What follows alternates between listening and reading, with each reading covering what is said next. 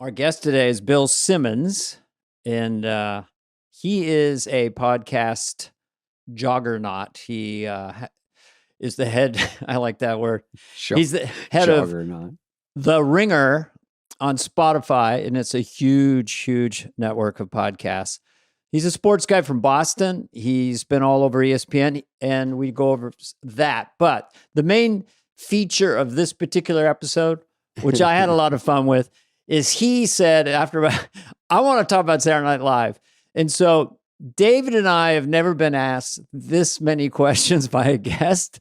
And so we go over a lot of SNL stuff, inside baseball. I think we got to stuff that we've not talked about in the ways we talked about.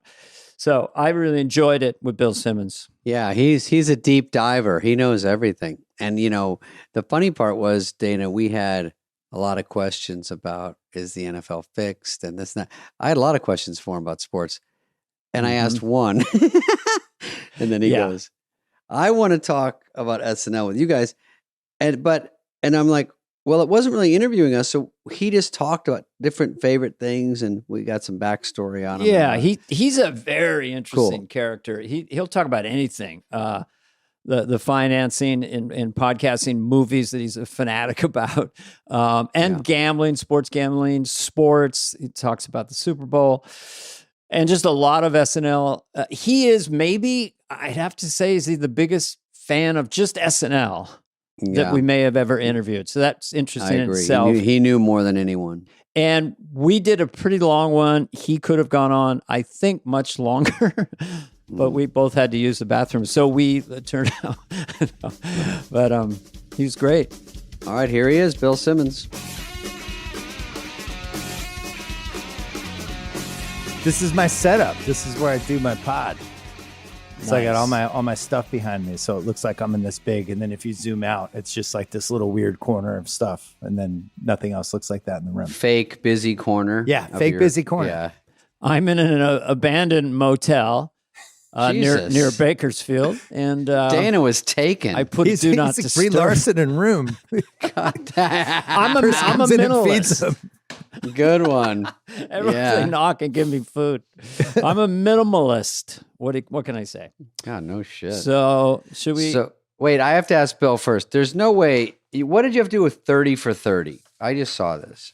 I created it. I came up with the idea. That's I sent huge, the memo, dude.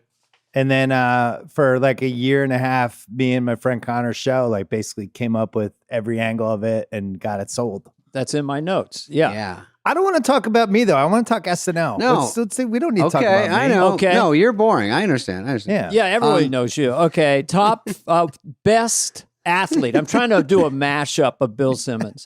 Best athlete host on SNL. Oh, wow. That's a tough one. Does The Rock count? What's The Rock on? He's an athlete. Well, he's a movie star, but Yeah, no, he's an athlete. The Rock was really good. I mean, he did the Rock Obama on it, which I thought was one of the better presidential sketches they did in the last 20 years. Yes, that was funny. The Rock is good. Yeah, there's Peyton Manning. Peyton Manning was good. My day, Joe Montana with Walter Payton. Yeah, but I mean, Montana was in one of the iconic sketches of the late 80s, that I'm going to go upstairs and masturbate, which was nobody could believe he did that back in the day. It was like, oh my God, Joe Montana said masturbate. And you know what? Fun fact, talk about how competitive Joe Montana is. He finishes the show and he landed that sketch, which killed. Yeah. And then he can't come out of his dressing room, almost like a boxer. He feels he didn't do very well, and Joe, can you go talk to him? He just can't come out. You know, it's just funny. Jesus, John Madden was good too. It was before your time, but he came in right as he was taken off from CBS, and it was during the Eddie era. Yeah, they built the whole show around him, and he was pretty good with that. I want to say OJ hosted in the first 5 years, and thank God he didn't kill anybody. Oh, he killed. So yeah, he literally killed. I had to say it. I know it's not funny, but I had to say it. Charles Barkley during David's era. He was good. I just missed him. Oh yeah. Yeah, sometimes he was it's good. tough. Hey, did Joe Montana have any problem with that joke, Dana? No, I don't think so. His inner monologue was, I'll be upstairs masturbating. Yeah. Yeah. There was a charm when athletes come on, or non-professional actors. There's a sort of kind of stilted charm to them. I Right. find that that's a big part of the show, is having movie stars, non-comedians try to do an hour and a half of a live sketch. It's a ridiculous task. So it's a great reality show. I think when MJ came on, that was about in the running for about as famous as he ever was. That was really when he had ascended to the A++ list, and everybody was so interested to see how he would do, and he did really well. But it just felt like a moment when he was on. That changed 8H. Everybody was flipped out. So he was Michael Jordan at that time, and he was. It's a real interesting part of being a cast member, being behind the slats with Michael Jordan, and we're about to go and do the sketch, and it's live, and he's not in his element. He's kind of looking at his script, and I said, just look at the card. Don't worry about it. Christopher Walken does it. Just look at the card if you have to. Well, and they're so used to coming through in pressure that eventually you come out and the adrenaline is running, and it's basically no different than if they have a big game or something like that. When I got to know Seth Meyers and Hader and those guys in the late 2000s, they popped on my pod. I was always so interested in the mechanics of the person coming on who hosted, who fit in right away, what actor, actress, comedian, who just kind of got the show and could have been like a surrogate cast member versus somebody who came in and was just kind of their head spinning the whole week. And then certain people would come in, and you guys that were on the show would be like, oh, this isn't easy. This person gets it. This guy or this girl could actually be on the show full time. Well, I'd be curious what those guys said off the top of my head. Like John Goodman was like he was just good at everything. Tom Hanks, of course. Tom Hanks was a great one. Yeah. Completely committed. By the way, I want to just for a second check your memory. What was the hit sketch, kind of objectively, for Michael Jordan's episode? Wasn't it the Stuart Smalley? Yes. Yeah. And then there was a naked thing. I mean, I'm top percentile SNL fan that has ever been on this show, including all the people who have been on it. You're just not gonna. I grew up with the show. I was an only child. I remember every single season, everything that happened. I'm gonna have an answer for every question you have. I now put you. I knew you were a fan and a sports fan, but now I put you in context. So now you're one of those people, which is great. There's not that many of them that are comprehensively dug into that show. So should we try to see if we can stump him? Here's the thing. I told Spade this when we did a podcast. Like, I was born in 1969. That's literally the perfect year to grow up with the show, because I was 6 when the show premiered. I wasn't able to watch it till I was maybe 8 or 9. They started running the half-hour kind of highlight shows on NBC. That would be like 9 o'clock, 9:30, whenever that was on. And that's how Belushi was my first guy. I'm like, who is this? I'm like 8. I'm like, how does this person exist? Started watching those. They finally let me stay up late for the 5th season, my parents. And then I was all the way through. Eddie, when you came on, when Spade, like the height of the 90s and all that, then Hartman, Farrell coming back and basically saving the show, and it felt like it was in trouble. I've been there for every piece of it. Wow. Did you ever entertain going into the business of what we're in? So ironically, I did. I was in the mid 90s. I was writing for the Boston Herald and I really wanted a sports column in the high school newspapers. And it's like, I have no chance. This is never happening. And I lived with a guy who I'd done a lot of comedy stuff with just for fun. And we knew this guy named Bill Lawrence, who I think he's a producer. He was at the time he was on the show Friends, and he had an SNL connection. And it was the year when everything blew up, when the New York Magazine, when they wrote that piece, and it was when they were coming in and they're blowing up the show. Summer of '95, maybe. Yeah. And we did this whole packet, and we sent in, 20 pages of stuff. Now I learned later, like, there's no way anybody even saw it, but we sent it in. We're like, this is it. This is our big break. And it never happened. But you mean without an agent or something, just sending in a packet? No, but we had like, a guy knows a guy. It was one of those, but you don't know any better. I was living in Boston. We're not supposed to read them. When we were on the show, we were talking yesterday about how we had mailboxes, there wasn't email. So Dana's was always full. And then, and Mike Myers, and then everyone else's started getting full. But if people sent packets, which a lot of people would send us scripts and stuff. And to this day, if you read, they can sue you. So you really can't even read it in case you don't like it, but 3 years later there's a sketch like that on the show. It's very easy to think. Yeah, see, we didn't know that in Boston. We're just like, this is it. They're going to hire us. We'll be able to come in. We'll be hanging with Sandler, and it did not happen. Better keep my summer free so I can go in there and prep when they call right away. What was your first sketch that was the top of that 20-page pile? What was it? What was the topic of it? It was a big Friends parody. It was the first year of Friends, and we did a long. You probably saw it in the pile. No, it was a big. Pile. And I told Lauren, it's not happening. It's all right. He'll do fine. I remember we had another one about Jesus coming back and like signing with Nike and doing this whole, and we were like, really, this is so edgy. This is going to be great. Now if I read it now, I'd want to kill myself. Well, yeah, but sometimes stuff was funny anyway back then. When I even look back at sketches that are like clanking, it seemed to work then, and you just don't know. And then later you embarrass, but some of them actually still hold up. Yeah, we're gonna. Well, it's funny with your era. The sketches were mean in a good way. Like some of the stuff, some of the Carson stuff Dana did. You go back and you watch it, you're like, ooh.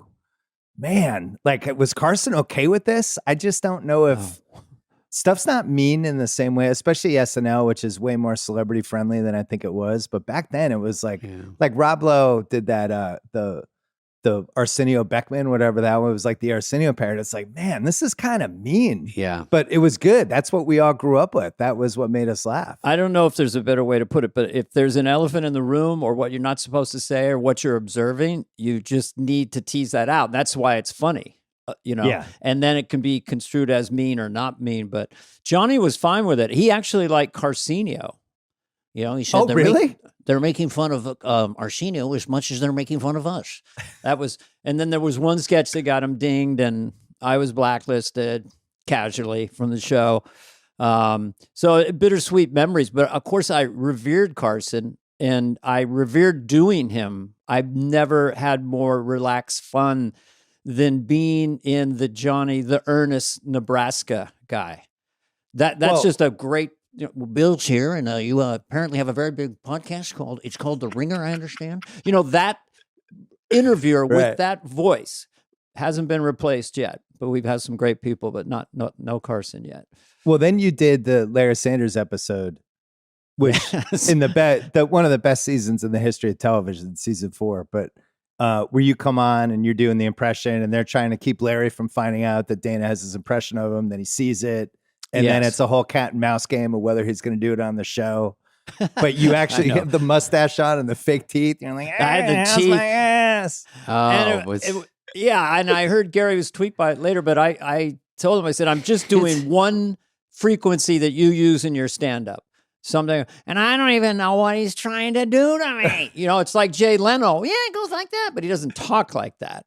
But anyway. He goes like this too. I do think that was different way back in the day where you would take a piece of something, and both of you guys did it. You take a piece of whatever and then you blow it out, and now it'd become the impersonation, right? Like Will Ferrell did that with when he was doing W. He took like small pieces of it. It wasn't even close to being W. You did that when you did George Bush Sr., same thing. Oh, yeah. Now I feel like when they're doing the impressions, it's more like a dead-on impersonation of somebody is the trend now. But back then it was like, I'm going to take this one piece and go crazy with it. I'm doing it with Biden currently because you need to, I said this yesterday, but my latest toy is so abstract. It's the only one who understand Biden is Hunter. So then I can do Biden of anything. Hey, Dad, what's going on? Yeah, Cisco's goes to people's side. Oh, no, I already ate. Maybe tomorrow night. Yeah, because I said sure. Yeah, 7:30 is great. Okay. So I find for myself in high school with my friends, I don't want to ask you this, abstracting my impression of the water polo coach into madness. And then that rhythm extenuated, but coming from someplace real, like Will's W was in a real zone, but so playful. Yeah. I just like the style of it. I also like people who can do a perfect impression too, but I do like abstracting it. I mean, that was Hartman. Like when I was in college and we would tape it, we'd have like the VCR player. So we'd tape it. We watched it the next day. It was like a Sunday ritual. And Hartman did the McMahon, and we thought the McMahon was like the funniest thing of all time. It wasn't really, there were pieces of Ed, but his version of McMahon, we thought combined with the Carson, we we would be imitating and we'd be talking about it. But Hartman was really good he did that with the Sinatra group too. Oh, sure. Whereas same thing, like his version of Sinatra, Piscopo was like more of an impression, and he would have fun with it. I know Piscopo was on your pod. I loved it.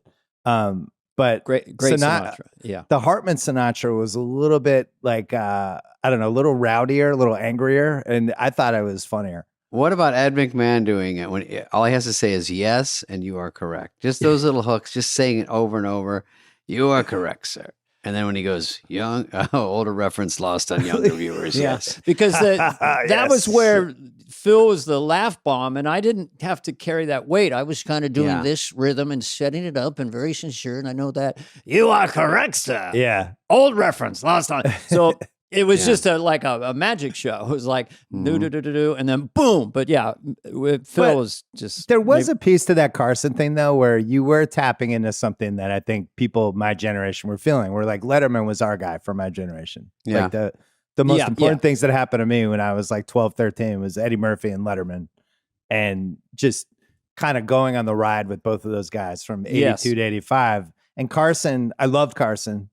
Everyone, for 3 generations, Carson was with 3 channels. Everyone watched Carson. But he did start to seem a little old by the time we got to the late 80s. And when you guys kind of crossed the beams and went after him a little bit in a fun way, but you still went after him. It was a little like when Norm went after Letterman in the mid 90s. It was the same thing where he loved Letterman, but the fact that he was parroting him was like, oh, okay, we're doing this now. Well, I would say built to that I kind of realized that every comedian becomes a caricature of themselves. Like, am I looking at this comedian and maybe actor or whatever, or am I looking at an impersonator? So there's just this redundancy to your character. But with Johnny, Jay Leno told me, he was guest hosting back then, Johnny was still around, that Johnny would walk down at NBC in Burbank and just yell out, "They're making fun of me now. It's time to go." So that was Johnny, who's obviously was very bright, kind of reading the tea leaves, And then you never went on again, right? I didn't. Well, so what happened when you did Dennis Miller, who you were friends with, who used to be on the show, and then you did Dennis Miller cooking? But did he like that? Did he think it was funny? Well, Robert Smigel writes these pieces that are brilliant, and they're a little cutting. Because I was good friends with Dennis, I just called him, and said, we're doing the cooking show, the thing, and he goes, okay, that's all right, I mean, it's hard to say no, even though you don't like it. I don't think anyone really likes an impression when it's like getting a caricature, on it's all the things you're fearful of yourself. Yeah, all the things you don't like. Right. They did me about 3 weeks after I left SNL. I'm like, let me get out of the building. Jesus, let the body get cold. Fucking A. Like, well, you had Terry Hatcher sitting next to you for the Spade in America that time. Oh, that was and fun. I thought that was one of the best ones you ever did. And she just started doing you, and it was like, oh shit, what's going on here? Yeah. But at least I got to be there and give her jokes and things to say to make it funny and make her at least get more of the laughs because she was the host. But she was great about it. Yeah, that was actually a fun one because I was there. But like when you did Dennis with Tom Hanks, that was fun. But Dennis is in on it. And then I think he doesn't mind, and he sort of is that way, and his voice is so perfect to do. I think he was always cool about it, and he's so great. And it's so when you have a way of speaking that can be, it's just very unique, and I think that's ultimately. It was just from hanging out with Dennis a lot and touring with Dennis, and just extrapolating that attitude. But I was standing outside a hotel. Dennis and I were playing Dallas or something. And I said, just hit me that your whole comic motif is like, life is really fucked and it's really hard. Like, so because the car at the airport, the car gets you to the gig, right? But when you do the gig the next morning, the car's always late, which I pointed that out to Dennis. And then he laughed so hard, me going dark, They got us in, but now fuck it. Now it's a half hour late, flight's leaving, And he died with that. But I just think that attitude is still so funny to me. Billy Simmons, huh? SNL cat. All right, got the photographic memory like a Junior Kreskin here. So funny. Yeah, Kreskin's always in there. We golfed once in Palm Springs, and he goes, we drive all the way there. And he goes, you want to go golf in Palm Springs? I was like a newer comic. And he goes, I go, yeah. So he goes, yeah, okay, I'll meet you out there. I'm like, we don't want to drive together? Like, okay. So we drive all the way 2 out hour there. drive. Yeah. And then we get out there and then we're golfing. And I go, hey, how far to the green? He goes, hey, Spud, you don't have to worry about the green for another fucking 9 shots. All right. Hit it as hard as you can. And I'm like, okay. And then, because we were, I don't know. And then he hits 2 bad shots in a row and he goes, fuck it, I'm heading back. I go, back home to LA. He goes, yeah, fuck that. I go, Dennis, you're too hard to deal with. Come on, like, we're having fun. Everything's cool. But I looked up to him so much, I couldn't really talk back to him or bust his balls too much. It took so long to get to that point. But he's still always above me, better joke, right? It's always that thing growing up. Well, who do you look at? That's why when people come on the show, I still have a reverence to certain people because I got there with Dana, with all these guys, because they were always the ones that I looked up to going on. And then if you ever get in a movie where kids come to you and say, hey, we watch Benchwarmers or we watch whatever, and then you go, if this is anything close to what it was like when I would watch movies and I saw someone from that movie, I would have fucking freaked out. Because that's all that mattered in my life was those movies. Yeah, we also had less choices back then. I really wonder, like, if you're like 18 now, there's so much comedy and stuff to watch. And TikTok, all these different places. Yeah, right, I always thought, blended. Like when I think you guys were both on the show for this, the Partridge Family versus Brady Bunch sketch. Yeah, like to me, that was one of the peak SNL sketches. Not because it was like one of the funniest, but it was like it hit this time. Everyone watching that show had the same pop culture experiences, right? So anyone I knew the Partridge Family, we knew the Brady Bunch, we knew every episode of those. We knew Charlie's Angels, we knew all the early SNLs. We knew the early like we all had like the same 25 things with the same movies. So when you guys did that and it was like, oh, they're going for this. Oh, there's more cast members. Oh, they're going to have the voice crack. And I don't know how you would do that now in 2024, because I don't know if 15, 20 years ago, people like at age 22, like one 19 would have all could the same encompass all that experiences. stuff. Yeah, I don't know if it exists. I mean, the biggest show currently kind of is The Bear, which is a great show. But, you know, how far can it reach compared to primetime? I got canceled from a sitcom and we were doing Mickey Rooney show, 24 share, or whether it was 30 million or it's just with 3 channels. It was insane. But we actually, to that sketch, we had Melanie Hutzel on, who was in it, and she wrote it, and we broke that sketch down for like a half hour on the podcast with her, just the Partridge Family and how it came together, the Brady Bunch mashup. Well, plus Susan Day was in it, which pushed it over the top. But I heard even Piscopo when he was on a couple weeks ago on your show, and he was talking about how they didn't feel like the show was doing that well, but yet 8 million people were watching or whatever it was. That's what it was like. Like we had 11 channels. So even if SNL was kind of failing, everyone was still watching it. And then when SNL started to come back with Eddie, it was like, this is great. SNL's back. And then they had the Billy Crystal season. Did you have a crush on Susan Day or not? I did. Oh my God. Come on. I mean, growing up with the Partridge Family, I was like, Dana liked David Cassidy, but me and you liked Susan Day. And well, then she had the LA Law comeback, which was like, all right. I was into it. Chrissy didn't talk much. Who's more attractive? Who's more attractive from that era? Elizabeth Montgomery or Susan Day? Susan Day. I felt like Elizabeth Montgomery was a slightly older generation, right? They still loved it. Thanks for answering that, Bill. No, there's 3 generations. There was like the Peggy Lipton, Belinda Montgomery generation. There was the Lindsay Wagner, Linda Carter, Cheryl Ladd, Jacqueline Smith generation. With Susan I was Day. such an easy sell. God damn. Oh, yeah, I was into everybody. All the above. Blythe Danner. The Charlie's Angels. Yeah. Blythe Danner. Then we moved to the Dukes of Hazzard, Fall Guy, Heather Thomas, Catherine Bach, that era. Yeah. I mean, you were watching a lot of TV. I was an only child. I was watching sports and TV. What else was I? And reading books. What else was I going to do? Me too. I know all those shows.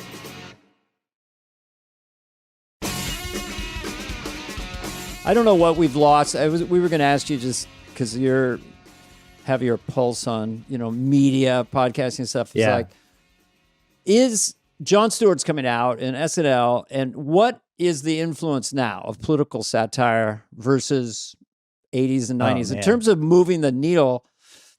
I like that phrase. So anyway, talk to that if you want to. Well, SNL had a huge part with this. I would say maybe the biggest.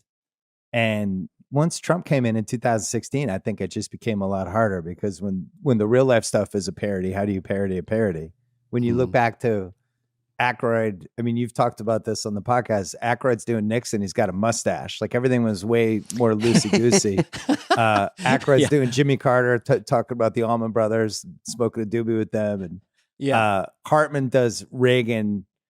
I mean, the Reagan sketch where Reagan's pretending he's out of it and then everybody leaves the room. And I mean, that's one of the great sketches they've ever done. Yeah. And then once they figured out the debates, the 88 debate, I think, was huge with the Dukakis and Bush. And there was just and Lovitz doing I can't believe I'm losing this guy. I think from 88 all the way through Sarah Palin, SNL really was kind of shaping how people thought in a lot of ways. To me, like the Sarah Palin thing still makes me mad because when they had her on with Tina, I felt like that's when something shifted and the celebrity cameo became as important for the show as making fun of these people. And that to me is like the line in the sand when the show started to change a little bit. Dana, they'd have 32 cast members, then they'd bring on stars to play people and not use the cast. I see. I would be furious. We had a lot of cameos. I feel like it's so different and difficult to be a cast member on that show right now. If you're just coming into established players, and I think it's great. I kind of wish I'd stayed a few years longer, but people are staying 10, 12 years and then new people in there. It's such a different dynamic that Lorne is managing the best he can, you know? I thought you stayed the perfect amount of time.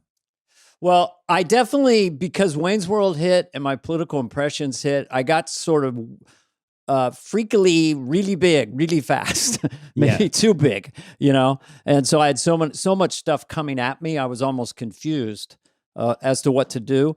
But later on, I realized that my own attention deficit disorder and sketch comedy, I was like a fish in water in that. That's why I went back to it in 97 with the Dana Carvey show. Enough about me. Loaded. What about, I'm asking about podcast superstars. What's next for Meghan and Harry? Because didn't you say something about, you've commented? No, use a great word. I said something in the past. No, it's a great word. But is it Hallmark movies now? What's next? What would be the best move? I mean, there's probably there's a huge acting comeback for her at some point, right? She should do that Suits show. It's huge now on Netflix. She should just jump right back in. Or some TV, like a Christmas movie where her divorced husband and they have to be with the kids, but they're stuck in the snow and then they fall back in love. Yeah, she just needs one of those. Yeah. And she's back. And John Corbett could play her husband. No, he's just a friend of mine. But because all she needs is one thing like that to get big ratings, just out of curiosity factor, and she's back in Hollywood. I don't know why she's not jumping back in Hollywood. It felt like that was the biggest reason Suits took off again, though. I mean, of course, she was in it. Huge on Netflix. It's not a secret. Yeah. Do you think if Harry came out, I mean, he did some event in Vegas where he made fun of himself a little bit or told some jokes. I think that's the move for him. And it could be on this podcast or on yours. But or host SNL. Any kind of little, just in the lane of it being funny, he's aware of how people perceive him and stuff. I think it'd be, because they're just monolithic now. We don't really know what they're thinking. They release statements and here's one thing I've learned, Dana. And I've had my podcast since 2007. Not everybody should have a podcast. Like, it's okay. It's not like a driver's license. You know, some people just can't do it. It's turning into it. It's sort of mandatory. Yeah. I just want to make a note because it seems like good for advice. The people listening, you don't all have to have one. It's okay. It's not like having an Instagram It sounds account. easy and it's kind of hard. It's hard, and you have to have some level of expertise on something. You have to have real authenticity. I mean, one of the reasons, like, think about all the reasons your show works. You have a relationship with each other. I'd want to listen to you guys talk anyway. You have this wealth of SNL related guests, but then also other comedians that could come on that feel comfortable with you. They tell stories. I hear things maybe I didn't know, and I just feel like I'm hanging out with you guys. Like, podcasting's not that hard.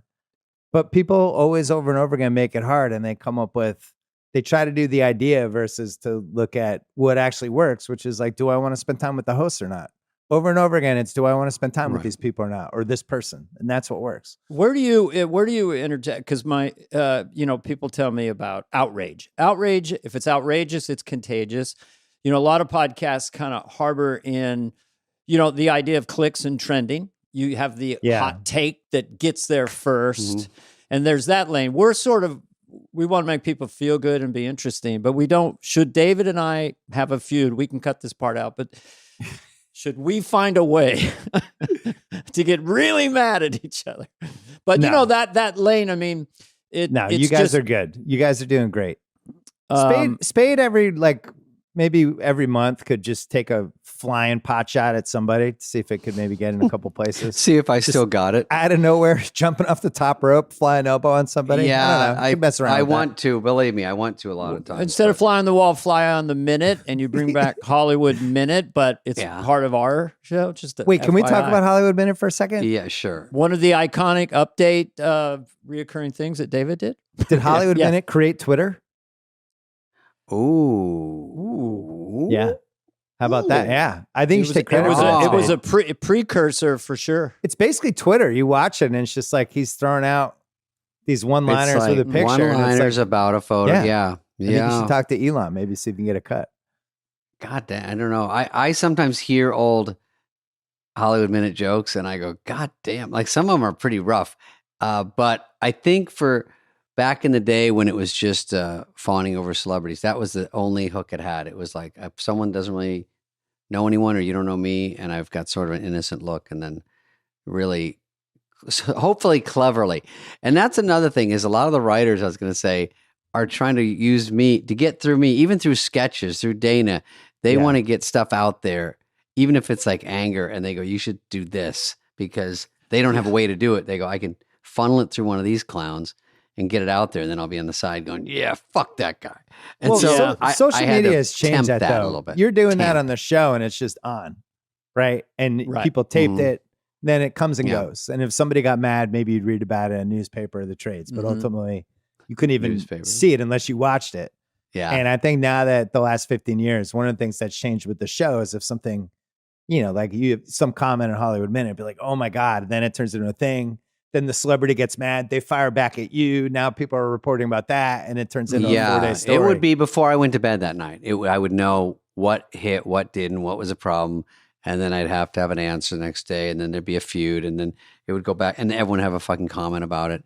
I think that keeps SNL, really helps it, because if I don't see a sketch, now I follow them, so if I don't see a sketch, I can watch it Sunday morning. They're just like sketch, like broken out, monologue, this, that, and that's kind of a smart way to sift through to see what's going on there lately.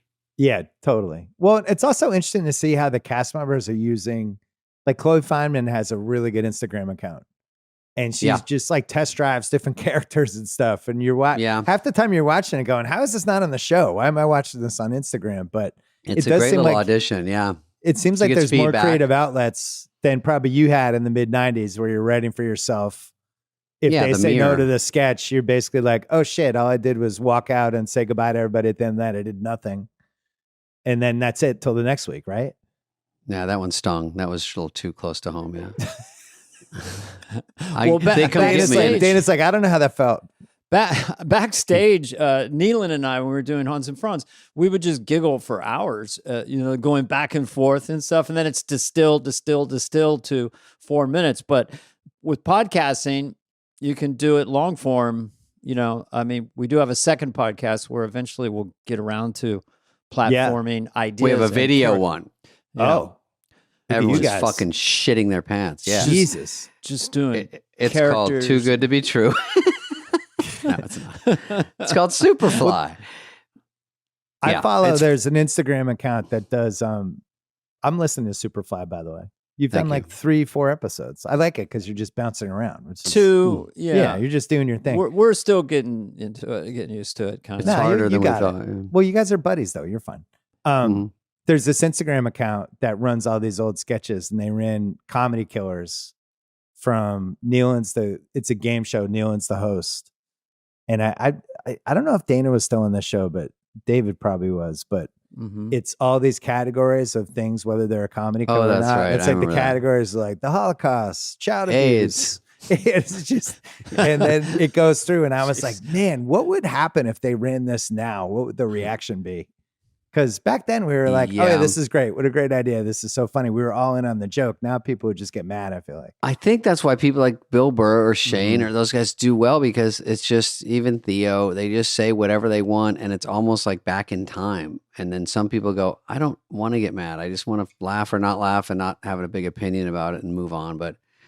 And then people get mad at them and want to get rid of them. And you go, no, maybe you can't get rid of people anymore. Hopefully, if it just falls under comedy, of course, we always think you should be able to do whatever you want, but not everyone. But isn't the reason you guys got into comedy is like part of what was funny is, oh, I probably shouldn't say that, or oh, I shouldn't laugh at that, but that's what was funny about it. And now the fear, there feels like there's more fear than we've ever had with comedy. But I agree with you that it's coming back, because my son's 16 and he loves Shane Gillis, and he like. That generation, I think, is ready to see somebody kind of dance close to the line again. Right. They went from the super pampered, super everyone's scared to do anything, and the new people are like, hey, fuck it, let's get back to just laughing and doing jokes, and not, because it's all down to like 5 jokes you're allowed to use, and then everyone's like, okay, I'll accept that one. That one didn't offend anyone. It has no corners on it. It's just the most generic, bland dog shit. And some of these comedy specials, they're just sitting talking, like there's not even earlier. They're just like walking around. And you go, is there jokes? Someone's like, ooh, I won't have an audience in mind, or I won't have this. And it's not just even jokes anymore, or making you laugh. It's like introspective. And I go, I personally would go, let's just get back to getting laughs. Mm-hmm. I agree. What do you think, Dana? You know, you were maybe too young for this when it came out, but Blazing Saddles. So Blazing Saddles is like, it's a peak movie for me. I'm like a senior in high school or something. Yeah, sure. And so I knew that Richard Pryor, who co-wrote it with Mel Brooks, was not racist, and neither was Mel Brooks. I knew they were satirizing all the white racists are idiots. Cleavon Little is above everybody. So, and the movie is hysterical. But yeah, you can't do it now. The difference between like I played a Strom Thurmond or whatever, Southern Care on SNL, and right now it would be like as if I'm that guy. We've lost our sense of humor about it. For better or for worse, it's very serious out there, because the stakes are very high between the left and the right, and Trump and Biden. It's just compared to like Clinton versus George Sr. It's like so benign, and now it's all toxic. And I have to trace it back to social media giving us a platform, and tribalism. Talk to that. I don't want to even mention. What do you think about that? People getting in their bubbles. Yeah. It's like it's a combination. Social media becomes the hall police, where a lot of people on social media are just trying to get people mad at each other, being like, did you see that? Did you see what he said? Did you see that? Yeah. And kind of poking the bear on that stuff. It's also easier to go backwards and have somebody be like, oh, I dug this thing you did at your comedy set in 1993. That's weird. You have people who are doing stand-up acts. I know they try to take the phones as much as possible, but you know, sometimes when you're, and I'm not a stand-up, but I've talked to enough of them. Like sometimes you're out there, you're testing shit and you're trying to figure out what works and what doesn't and where the lines are. And if you're losing that ability, that becomes dangerous too, I think. But right. Yeah, it's also hard to pry people's phones out of their hands. I mean, it's who's giving up their phone for 2 hours? You know, that's a very tough situation to say you can't talk to your babysitter, you can't talk to anyone. And so you have to agree to do that. If people are doing it, but yeah, what you're saying is true. If you want to say jokes that go way too far, and then you're going to be judged on that, you're like, this is where we used to practice. And then we go, okay, that one didn't work. Okay, that's too much. But it's already out there now. And they're like, oh, that's your favorite joke. And you're like, no, that was a pretend joke I'm trying to sharpen. And now I'm going to die with it, because where do you practice? You know, what do you do? I'm with you. Yeah. Well, you want to, as comedians mostly, just you want to say what you're not supposed to say. It's what pops in your head, and to take that away. And yet we all self-censor now. Oh, I can't do that. I won't do that. We'll cut that. You know, just do. You're not even thinking about it, but you are. Well, I remember the Italian restaurant sketch with Kirstie Alley. when you're the maitre d' and you're just like basically mauling the guests, which I'm half Italian. So I love that because Italian restaurants really are actually like that. They're very touchy feely. And so you went for it. And there's that one part when the camera pans back and he's just got Victoria Jackson with her legs up. And he's like, and then by the end of it, they're just like licking the face and doing all that. I don't even know if, I'm not even positive that would fly now. I don't know. I just don't know. It's like right on the line. But what I would tell people who've seen it or offended, whatever, is I asked Kirstie Alley, are you okay with this? Yeah, she's amazing in it. And she lets everything go. Yeah. Who Some cares? people are there to say whatever. Let's do anything you want to me, and whatever's the funniest, and they trust you, and then it's way funnier than the people that are stiff and worried about it. That's the best. And we did it in dress where I go over to the table and Victoria goes back. I have her legs up around my shoulders and I'm talking to everyone sort of. And then apparently the censorship people said, hey, chill that a little bit. But somehow Smigel pretended to, or Rob Schneider, I can't remember, pretended to try to get to me before that. But that was probably, once I was in that position in 8H, I go, one of the biggest laughs I've ever been part of was that. But had the honor to be associated to your point, couldn't do it today. We're going to have, I don't know if we had her already, Sharon Stone. There's a sketch that has 16 million on YouTube where we are sort of ogling her. She's going through airport security. Oh, look, and I play a man from Indonesia or something. Oh, look, can we take you? And we're taking her clothes.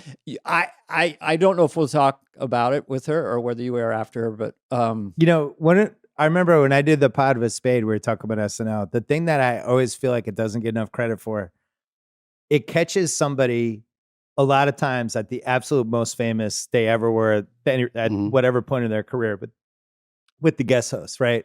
So you had Sharon Stone on probably like right after Basic Instinct or right before, and she's the most white hot famous she's ever going to be, like right there, right in that moment. And that's why it's so funny to see some of the social media accounts that are around SNL, right? About like they have the ones of just there's a Twitter account of just a guest host announcing the musical guest. And sometimes it's really funny because it could be like, there's Steven Seagal, introducing the Smashing Pumpkins. And it's like, it's like pop culture Mad Libs, there's one Emilio Estevez like saying goodnight and it's Pearl Jam and it's super young Eddie Vedder. And it's like, all right, thanks to Eddie and Pearl Jam. And there's no other pop culture artifact like that. Someone dug up, Bill, which I saw, might have been on Twitter, was just rolling at promos, which I didn't know they were rolling when I was there, because they're just rolling and then they're like, and I used to write promos. So it's me, Emilio, Eddie Vedder, Lauren talking and then going, okay. And then it's just all the talk in between. I would say this, I'd hit this. We step out of frame. They try one. Hey, it's Emilio Estevez and Pearl Jam. And then we all walk back into frame and go, how'd it go? We were a second too long. Okay, take this word out. It's riveting for me to go like, there's me. It's almost like watching that Beatles thing where you go, there's something I didn't know about and they're filming and it just a little sliver of time in one of my favorite things in the world and just doing it and just the boring daily grind of that place. And you go, it's so fucking cool. Well, for both of you, it's like all that stuff must be like these random home movies that are in your attic. But meanwhile, like 20 million people have seen them. And their dress rehearsal and stuff. We never saw dress on video, or they have it somewhere because now they're showing clips from SNL from dress and they're showing this and they have a million things backstage and some of the mystery's gone, but it was fun to just run around backstage. There's no security. There's no nothing. There's people in the hall drunk and friends of friends that are there. And Phil Hartman's going, move the fuck out of the way because he's got 90 seconds to get to his quick change back. And people are drunk. Go, hey man, like I'm at the show. But now I think they've got a little more dialed in, but that was part of the fun of it. There's a surreality to it. I always tell people it's a little bit like going back to your high school on a Sunday afternoon when no one's around and just walking around the halls, whatever that feeling is. So when I'm there in the 17th floor and I'll be walking along and I'll see me and Phil in a sketch or picture David, or it's heady stuff because experientially it is the most intense part of one's life or right up there, because of the liveness of it and the legacy of it. That's why I think of cast members, who joined this year. You know, I was lucky, but I had Eddie and Billy Crystal and Martin Short, those guys, and then also the original cast, which is like Mount Rushmore for all of us, you know. But when you showed up, the show was in trouble because it felt like that transition year after the Billy Crystal, that Martin Short and Christopher Guest that year, and then Lauren came back. He had this young cast, and only a couple of them ended up staying, I think, for the second year. But then you showed up and Hartman showed up, and all of a sudden the show was amazing again. But could you feel like, did it feel like that was a make or break year? Now I feel like I'm interviewing you. Did that feel like a make or break year for the cast, or did you not even sense that? Well, unless I've misremembered this, but Dinah Minot, who was Lauren's lieutenant producer, really nice woman, I believe her saying, I was told that we had a 10-show commitment. That Bernie 10 shows.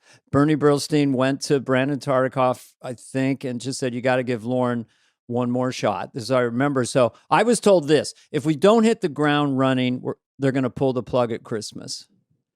So incredibly nervous anyway. And the first sketch that I did, Madonna came on for my first show and apologized for the 85 season. That was our cold open. Yeah. And then I'm in a sketch with Jan Hooks and Phil and myself. And I just found out recently, I was talking to Robert Smigel and Jim Downey, and they just said that the audience felt safe with us. And at that moment, because you don't want the audience to feel nervous for you or not quite sure where the joke's going, you know, you want to get them relaxed. So to come in with them and do that was great. And then when David showed up, and Chris Rock, Chris Farley, Sandler, I felt like in those years we were peak all cylinders for us, because we had the bad boys kicking ass, and then we also still had Phil and John Lovitz for a year and Dennis and stuff. So that was, that was the second peak of the show. I feel like the show was in danger in my lifetime 3 times.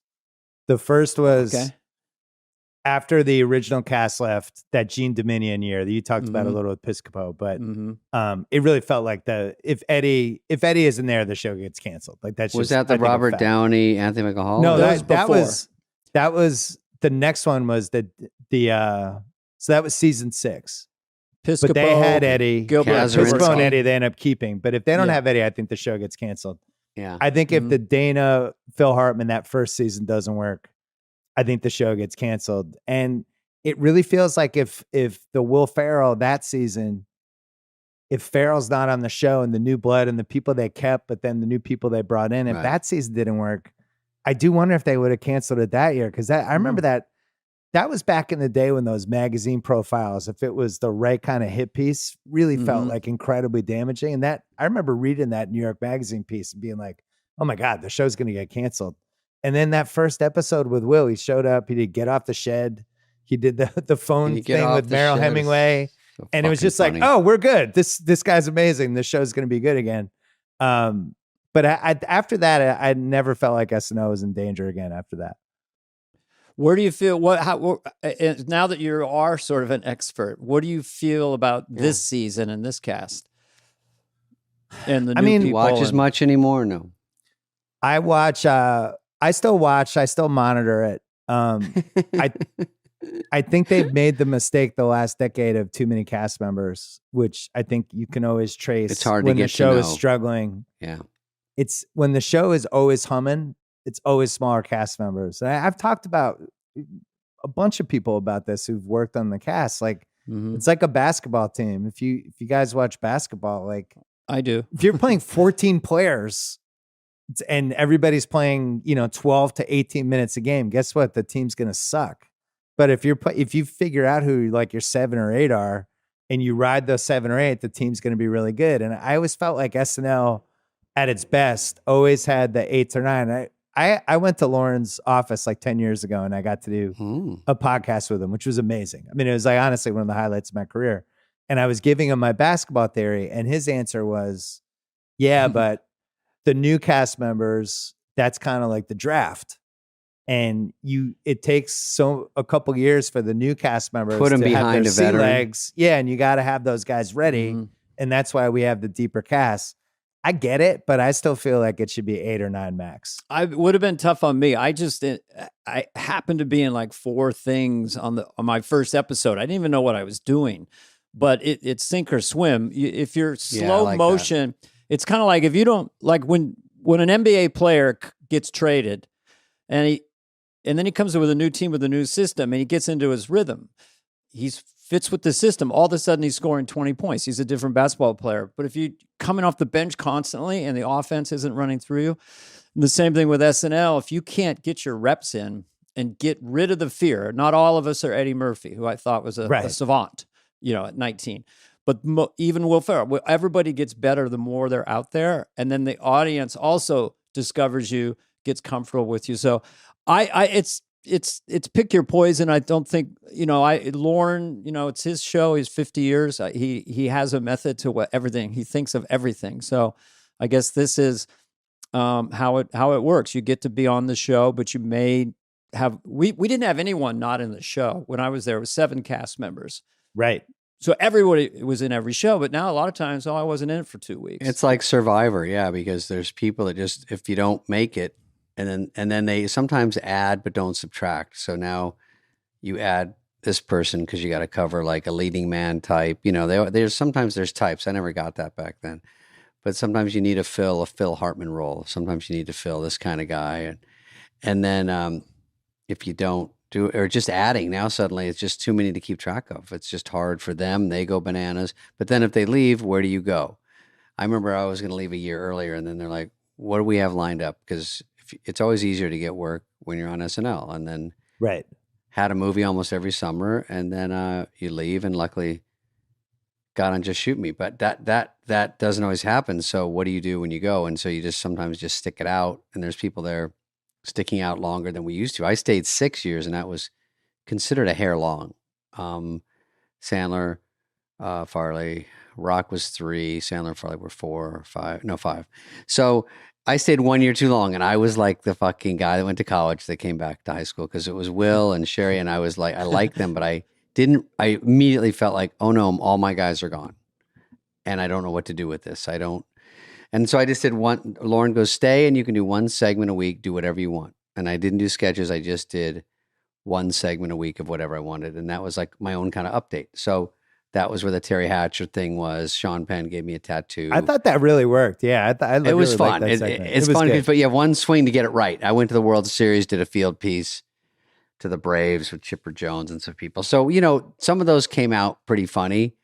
But after that, I said, no, I think it's time to boogie. And then I forgot where this question started. Well, I mean, part of it is about how you build the cast, right? And everyone says the same thing. You have to have that one glue person, and then you could argue about who the greatest glue person was. It's probably Phil Hartman. Phil and Aykroyd. Yeah, Aykroyd's in there. I think there was a moment where Sudeikis and Hader together were like just literally covering every possible glue thing you would ever want. and Fred Armisen too. Right.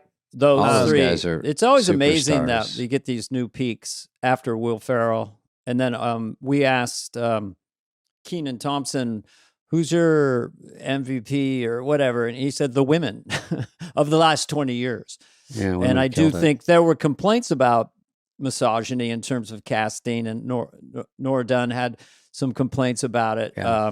And boy, starting with, I don't know, Sherry O'Terry through Tina, and I'll miss all the name, Maya and Amy Poehler, and, it's just Kristen and then Kate. Yeah. And but you know what though? I never thought that was totally fair, because I always felt like Jane Hooks was one of the best cast members of that entire generation. Ever. And and they're always like, oh, it wasn't until this and it was like, man, I thought it's taking it away from her a little bit because she was so good. I mean, to me, she's in the running of one of the best female cast members in the history of the show. Yeah. And I think she's in the top 5. Yeah, a male. Women were not running for president. I mean, Sarah Palin came on the scene, and there was Tina Fey meeting that. Yeah. In the era I was in, it was mostly men politically. There were other figures, but so that sort of evolved as well. Obviously, Hillary became a big thing, but Yeah, Jan Hooks, I don't know if I wouldn't call her underrated because everybody knows, but if you really take a deep dive into her work, she was one of those, what can't she do, you know?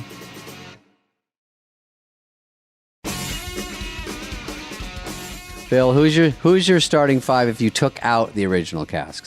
That's they're too good. They don't count. And take us out.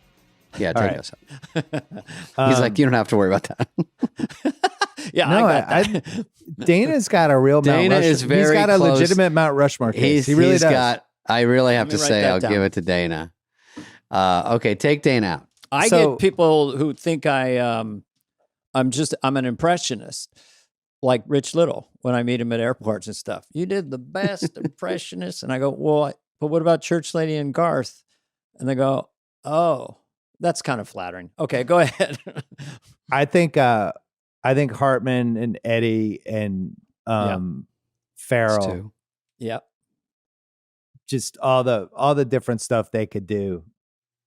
They just Yeah. had it. Like it's almost like instead of just naming five, it's almost like who can't be left out. And I think you have to mention those three, and you have to mention Dana. You have to mention Dana. I'd be I flattered. have. And if you're pulling the original, if you're saying that's off limits, that's tough for me because I think Gilda was the best female cast member they ever had. Mhm. And it's not a popular opinion because it was 100 million years ago and people barely remember it. But man, if you go back and you look at all the stuff she did, she was so good, so talented, so famous that she had her own Broadway show. Like how many cast members in the history of SNL could be like, you're so good at this, we're going to have a show called Gilda Live and you're going to do all your characters. It's like impossible. I'm not going to fight young Gilda. Yeah. I mean, No, Gilda, I really think all she's these in the girls, the women today will probably be like, they looked up to Gilda. I'm sure like we looked up to different. I looked up to Gilda too. I mean, geez, I would watch her and I didn't realize how hard what she was doing was. I would see characters and just think that was the people. And then later go, oh, they're doing different. I don't know what was going on, you know? I actually thought of the last 20 years, I thought Maya Rudolph was my favorite female cast member. I thought she could do the most. I just thought she was incredibly talented. I know she has like 4 or 5 kids. Like she's definitely gone the family direction a little bit, but oh yeah, I think she was like, I just thought like she was one of those, she could literally do anything. Well, it's almost like you could make 3 or 4 packs for people like just sure. Maya, Amy. You could do top 20. You could do top. Yeah. 50. And then you have Armisen and Sudeikis and Bill Hader, maybe the best ever. You know, so it's just a fun game. It's a way to celebrate the show. For me, my thought about Gilda is the charisma and the likability was at the highest I'd ever seen of any cast member. I mean, there was a an comic. adorability thing about her. She's playing a little girl on a bed. It's just herself. She's so committed. There was just this kind of other level of likability or adorability, whatever quotient you want to call it. Who do you have as your number one? Maybe you're too close to this and can't answer, but number one weekend update. Well, I have to bifurcate them in a way. Like Chevy was the original. And so when I'm watching that show, he was just, no wonder he's a movie star. You know, he was such so a good great. vibe to watch Chevy. Yeah. Everything was funny. Everything was exciting. It was fun to watch. Dennis did 6 years solo. That's why I don't, when you had Tina and Jimmy Fallon and stuff, it is a different kind of idea. I do think the current two, Michael and Colin, I have a great chemistry. They're getting even better and looser. They're tricking each other. Yeah. So I think they're really as good as it gets. I like their but chemistry for a too. solo, night after night, I've never been around. And David would, Dennis is just such a brilliant joke writer, and he's a machine. So I would put him up there as the solo. I mean, Norm only did 2 years. It's different, right? Yeah. It was 2 years. Norm also had a thing you couldn't take your eyes off of him, when he was doing Update. That smile, the dimples. I mean, he looked like a movie star. He never played into it, but he looked like a full-blown movie star, especially in that era. And then the turns that his jokes would take.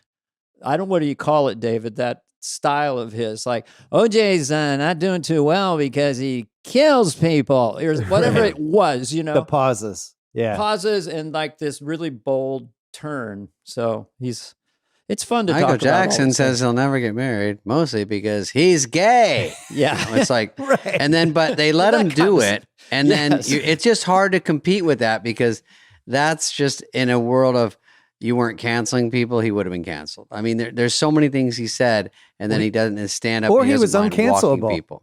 Maybe he might have been just wouldn't uncancelable. have cared. No, he doesn't care.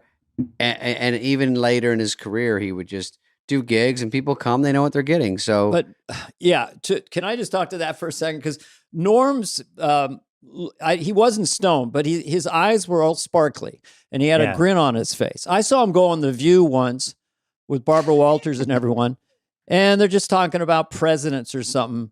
And he gets into a casual thing, just soft selling it with that grin of his. Yeah, the Clintons, right? I mean, they're good. I think I like them, but I think they killed a guy, right? they kill too many people. That's one problem. And Barbara Walters didn't know who he was. It was just a comedian getting booked. Like, what do you wait? What? What are you saying? Hey, now that I think you're really great, right? But so his soft pedaling, he was almost like a country guy out in the town square or something. So they never landed hard in like a way with Norm. That was also part of his. I thought Dennis was the best, but Norm was my favorite. Okay, and well that's I don't good. know. I just felt like I didn't know if everyone was in on Norm. I didn't know anything. I'm living in Boston. We don't have the internet yet. I don't know how popular it is, but I just knew like me and my friends, we were like, this guy's probably getting fired soon. Let's just enjoy this for the 10 to 20 weeks. This is going to exist. Did he originate fake news or was that someone else? Did Norm say, and how's the Here's fake the news? fake Yeah, news. I think he did. Okay. Yeah, he did the note to self. Another interesting argument that people always have the same SNL arguments. Nobody has who are the best 5 people to just pop next to the Weekend Update guy for 4 minutes. Oh, for bits. Combo. Because that was Belushi. That was one of the things he didn't get enough credit for when he would come in and he would do different things. But he would do the guy that got super. I can't. He would do the one where he would just get super mad and end up with the but no, and then he'd go flying off the stage. Like I feel like he was the first one that got crazy, throwing his body Eddie around. Eddie was unbelievable. Eddie became Yeah. famous, and then Sandler probably hit the hardest of anybody. Yeah, because he could do the characters, he could do the songs. Like when he did the first time he did the Hanukkah song. Like you go back and watch that clip, like people lose their fucking minds. Like it's like he's Leonard Skinner singing Freebird. He's a professional singer. It's unreal. Yeah, along with jokes, which is very rare, and he's cute. And then I remember when he did Crazy Spoonhead, he did all the Halloween things. He was killing. Yeah, and just commitment. I mean, Adam has that whatever he has, he's got it. Super likable charm. Yeah, and Hader, I think, is up there too for just popping on. Kate McKinnon was really good at it, just coming on, playing some crazy character. But it is like its own little skill set because it's like you're a basketball player, you're just coming in and you have to make like 5 threes in 2 minutes and get out of the game. Yep. Yeah, you did it. I mean, that's how you broke in, right? With sitting next to Dennis I think Miller. I was doing like little Hollywood minutes. Oh, that's all that was. Yeah, I guess I would come in and do those. But even if I did anything, I talked about going to concerts or whatever, you're sitting on a desk in the dark and you're like, and you know it's coming to you, which joke, and then you slide in and the cue cards, they point and they go like, you're up after this one. And you're like, oh, because you're in the dark and no one's really looking at you and you slide over and then there's 20 million people. Like they see you. And even when you walk by, you go, I can just run in front of that camera right now. Right. I guess that's a trust issue. It is like a rodeo thing. Cause I remember one time you're on deck and you're in the darkness and the show's all lit up and there's laughs and rah, rah. And I think it was Chris Rock was performing or something. So I see his chair rolls out and he does his thing. Then I'm in the chute. And you have to go from just darkness and crew guys around you to being on, So there is. But Dana, what about when you do a good one and it kills, and then you kind of scoot yourself, and then Joe Dixo pulls you off or whoever, and then you're in the dark and you're just walking behind like a Gap Girl set, and no one's even looking at you, and you're like your adrenaline's going, but the show's still going over here, and you sort of walk back to the underneath to maybe snag a few compliments from Lauren and the well, you producers try to look watching at the some of the monitor. audience members, and they avoid eye contact. And then you go back where it's lit by your dressing room to change, and you're like, anybody? Did it go good? Did it go bad? Like another good category is the Mount Rushmore or whatever of people who weren't even the focal point of the sketch, but somehow were still the funniest person in the sketch, which is like, to me, Chris Farley's number one. Has to like be. he's in the Dysfunctional Family Feud. Where he's just like the loser kid who Hartman's been mean to. And he's probably like the fifth most important, but every single thing he does in the thing is hilarious. And then at the end, he runs out and starts kicking to the left and right. I just saw that the other day. I go, what a moron. I remember walking at rehearsal. I go, you're not really doing that. He goes, oh, yeah. You were on the other side. You were in the normal family. Yeah, I watch him. Yeah, I think we were the normal family, right?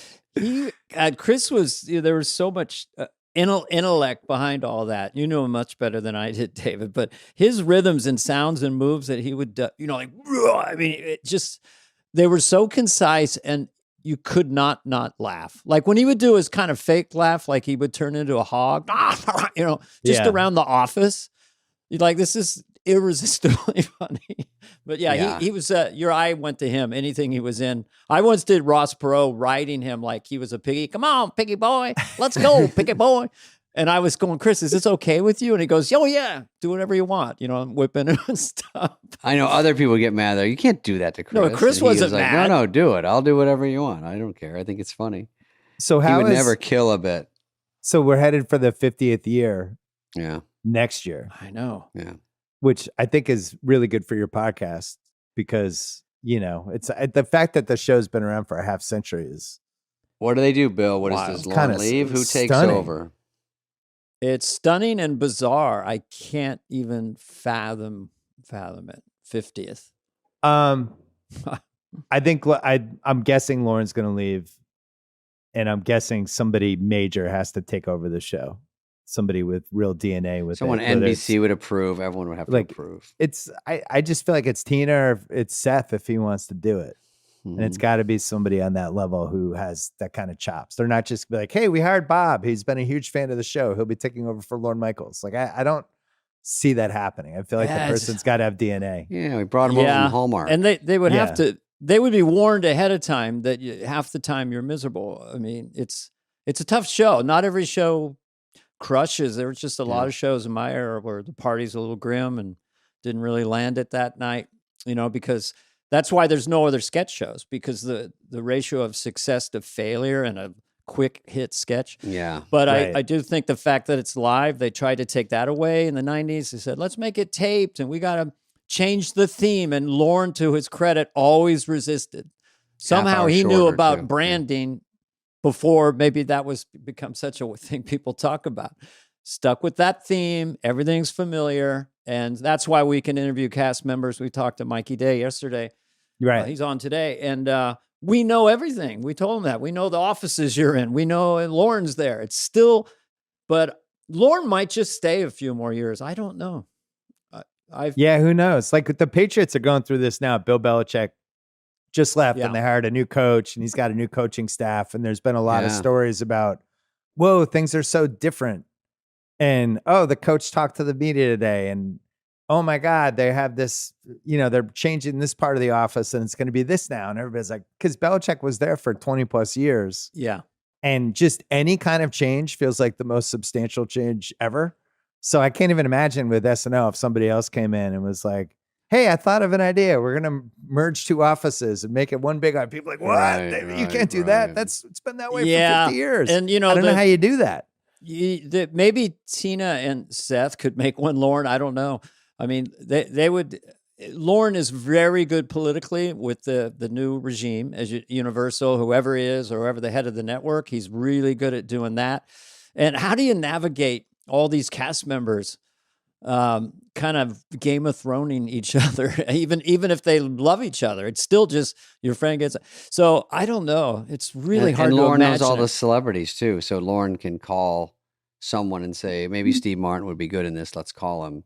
Yeah, And but that's the someone thing new that has to be able to be dialed in. the new iteration of the show, I don't feel like should be celebrity dependent. I would go back to what the roots of the show were and go to cast members and a guest host, but not be celebrity dependent, because celebrity and pop culture is part of what they should be, kind of skewering. I felt that. Yeah. And we talked about it earlier yesterday when the podcast a while back. But yeah, when a celebrity would come in, and then in my era, someone from the cast would do that impression, I just thought it was dispiriting, for the cast.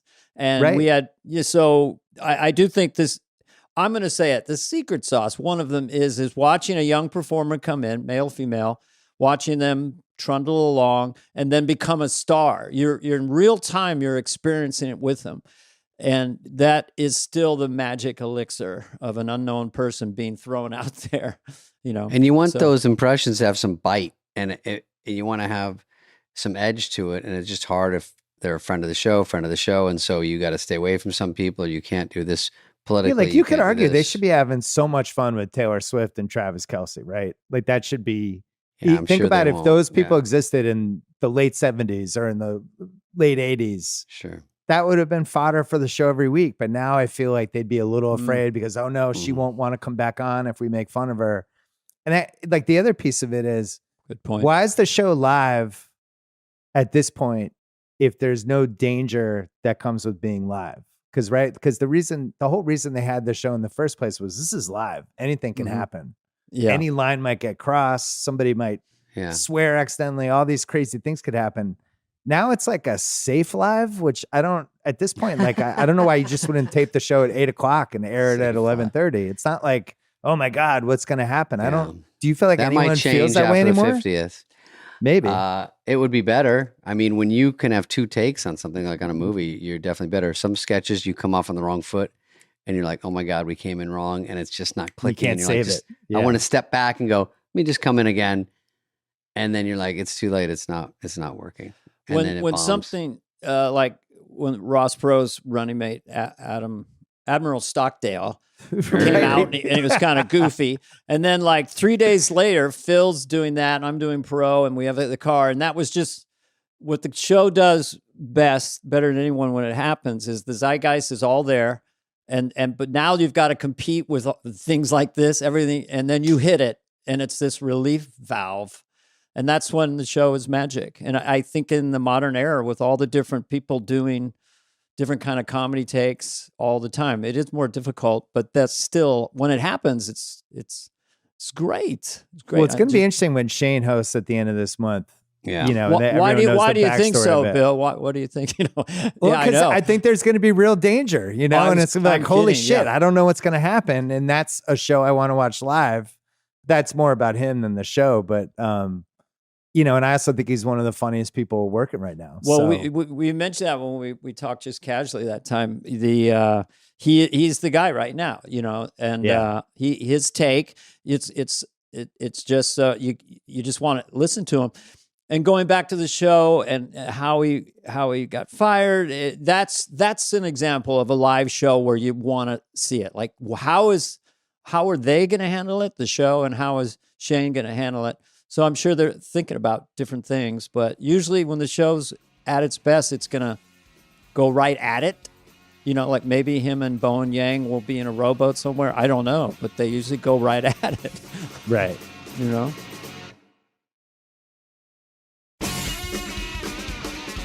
Bill, I have don't get mad. I have a sports question. Yeah, let's go. Don't get mad. I know your temper. My temper. Because people ask me this. I'm kidding. He doesn't have a temper. Is football allowed to be rigged? I know people say is football rigged, but then they also say it's entertainment, or NBA. Is that stuff allowed to fudge and twist because it's an entertainment company instead of just sports? I don't really get that. Are you saying could the Super Bowl have been scripted because Kansas City won and they won in overtime and Taylor Swift and her boyfriend kissed after the game? That's part of it, and how beneficial that is. Or even I saw a thing with Shaquille. I see basketball players sometimes online saying, "Oh yeah, we're told the finals will be this long and who wins." And Shaq saying when he got drafted, David Stern said to him, "Where do you want to play, hot or cold?" And he said, I want to play somewhere hot. And he goes, okay. And then the day of the draft, he goes, it'll be Orlando. And then he's saying this. And he goes, that's a famous story. Yeah. I mean, that's so weird. I never heard that story. And I go, is that so? Are the ping pong balls really bouncing around, or is it, I don't know. It makes me think all this stuff. And then the defense is, we're an entertainment company. We don't have to play exactly by the rules. And you go, oh, like a movie. Like we have to make it fun to watch. Yeah, I don't think they can rig the games, but I used to write about this all the time. It's the same thing like how you guys would do impressions of people. I would always play up certain things and have fun with it. One of them was that David Stern, the old NBA commissioner, was, this like basically Vito Corleone and rigging all this stuff. And there was always this thing about when Patrick Ewing went to the Knicks. It was the first time they ever had the lottery. There were 7 envelopes, and he's reaching down and he grabs each one. And if you look briefly for like a split second, it looked like the Knicks one had a little bit of a crease on one of the sides. I felt it. Then there was a theory that they had frozen the envelope. So as he's feeling the envelope that was frozen, that was the one he picked. That's great. And it was like, whatever, like they just put it in like a carbon, whatever. So it was like freezing cold when he touched it. So he knew that was the one. But that was always a recurring bit about him. Same thing when Jordan got suspended, or when Jordan retired, there was always a thing. Oh no, actually Jordan got suspended for a year. The Shaq thing, that was always a story. There was stuff they did in the late 90s, early 2000s where the perfect team for the league and the ratings always seemed to win. And that, like most famously, it was a Philly versus Milwaukee, Allen Iverson. They're trying to get him into the finals of 2001, playing Milwaukee. And Philly shot like 100 more free throws than Milwaukee in the series. Yeah. There was the Kings-Lakers game, which I'm sure you guys remember, 2002, where if the Kings win game 6, they win the series. Everyone on the Kings fouled out. So you see stuff like that. I do think they can kind of nudge the officials to say, hey, man, we don't like how, Shaq is being defended. When they do this, you got to call it. And then they start calling it early, and the other team's like, wait, we were doing that last game. That's a foul now. Yeah. But yeah, there's been some fun conspiracy stuff. Players that spend their whole life playing as hard as they can to get where they're. It's just hard to buy. You're going to tell players not to play hard. But then you see like, you watch all these, like, which I would never see, a lot of Chiefs no holding calls, and then they just show over and over holding, and you go, so I mean, the refs can't see everywhere, but sometimes if they want to, they can always find a hold somewhere because it's kind of. I mean, that's the Patriots going 19-0 in the helmet catch. Or if you watch the helmet catch, like 4 guys are holding for Eli because he buys like an extra 4 seconds, and just holding all over. People are just getting mauled, and the refs are like, cool. And that was the year we had Spygate for the Patriots, and the commissioner's office was against them. So the Patriots fans have always felt like that game was. What's the penalty rate per game right now? Because it seems like when I watch the NFL, there's an incredible play, and then I immediately go looking for the flag. Yeah, they pop up. Oh, flag! The best play I've ever seen. So I do think if you're going to rig professional sports and you want to kind of nudge it, that would be your way to do it without getting caught. That was when sports gambling really took off the last 15 years. One of the first edges the best gamblers had was the referee tendencies. Yeah. And this was in NBA and NFL specifically, where it's like, oh, this team, they call more penalties, and more penalties means, this will happen. And this is the same thing with NBA. If somebody's more foul happy, then the over is going to hit more. And now all that stuff's kind of on the internet. People know it. But when they assign certain refs to certain playoff games, then people are like, oh, of course they assign that ref. He always calls it for the road team. And so that stuff's out there. I think it's fun. Some people take it very seriously. Well, when I'm losing millions every week on DraftKings, how'd you do in the playoffs, Spade? I do DraftKings, but I also do FanDuel. I get with some guys and do like fantasy or guillotine leagues or weird stuff like that, just to keep the fun going up until the end. And I do okay in those. I'm not that great. It's just it's a good time killer. I'm in the fantasy league with Jimmy's cousin and John Hamm and all those people, where it's 11 people in the league, but the winner gets to vote somebody out at the draft the next year, which I think is the single best rule. So we have to show up. Rude. We have to show up. And then the guy who won's like, all right, Dana, I'm sorry, you're out. And you just have to get your stuff and leave. And that's it. We don't see Sickening. you for a year. Yeah, it's great. It's really, really, it gets super bitter. And you keep going lower and lower with people, or do you add a person? No, it's the same 11, but we have 10 people in the league every year, plus the guy who got voted out. So it's even. So they get to come back a year later. They can't get voted out, but then somebody else gets voted out. It has to be even, Dana. You don't understand. I'm going to ask you guys a question. I mean, I felt beat up after I watched the Super Bowl. Yeah. I don't think I've ever gotten that beat up. I'm from Bay Area, so I'm a Niner fan, but I like the Chiefs too. I'm not fanatical, but I was rooting for them. But there was some frustration and penalties, and and the way it ended, I was like, it wasn't satisfying. And if you're a Chiefs fan, I guess it was, but it was like that new fifth quarter. I wasn't paying attention to that. It never been in the Super Bowl. I wasn't new briefed rules either. for the overtime. You were confused. It was one of those things people wrote about it, but nobody actually thought it was going to happen. So then when it was happening, there was so much strategy to it that none of us had really totally considered. And the Niners ended up choosing to go first. But I was saying this week, to me, it's like going second was such an advantage because you become the blackjack dealer. So the other guy's going first. You know exactly what they're going to do. Yeah. And then you can decide what you need to do to match whatever they did. Sure, which is the advantage. But I don't think we realized that until we watched it. Because if you get a touchdown, you're not just going for two, probably, because you could win with a touchdown with an extra point. The Chiefs said that. They said if they were scoring, they were getting two. They were going to come back try and to go for the two. game. Yeah. So I told my agree. wife it was over. I said, "Oh no, Mahomes got the ball. They're going to do 4 downs." They moved back so fucking easily when they came back. I was like, "Oh, it's going to be prevent defense." And then it was just so predictable. Yeah. When one team is playing 3 downs punt, or they did get the field goal, and the other team is going to go 4 mentally to move the ball. So, well, and then there's this inevitability with him, which I think all the best athletes have. Where when the door is open like that, you're like, "Oh, here we go." Do you think he could host SNL, Patrick Mahomes? He's kind of quirky. Yeah, I think I could host it. You know, I mean, we did the game we thought we would do. I gave him a little stutter. That was pretty good. I like that. Oh, I'm sure everybody does it on, No, that was. I haven't heard a lot of Mahomes. That was good. It's sort of like Pee Wee Herman. Yeah, it's easier about my voice. Now I'm doing Bobcat Goldthwait, but that's okay. Bobcat Goldthwait as Pat Mahomes. As Pat Mahomes. But yeah, he's a supernatural talent, a word I like to use a lot. He can host, what can you for say? Sure. Well, you asked me about athlete host. I thought Kelsey was actually really good last year or 2 years ago, whenever he did it. I thought he was solid. I think he'd be an actor. He's with CAA. There's a master plan. I love it. It's just to make him into an international movie star. And he probably has the looks and the charisma to do that. It's just kind of, The Rock did it and was open about it, I'm ready for action stars again. I feel like we're in such a weird spot. Like the era I grew up with, where we had Arnold and we had Sly, then Von Damme showed up and Seagal and all these dudes. And there was a new one every year. And we had like this embarrassment of riches. Carl Weathers had a chance. Yep. Had a chance.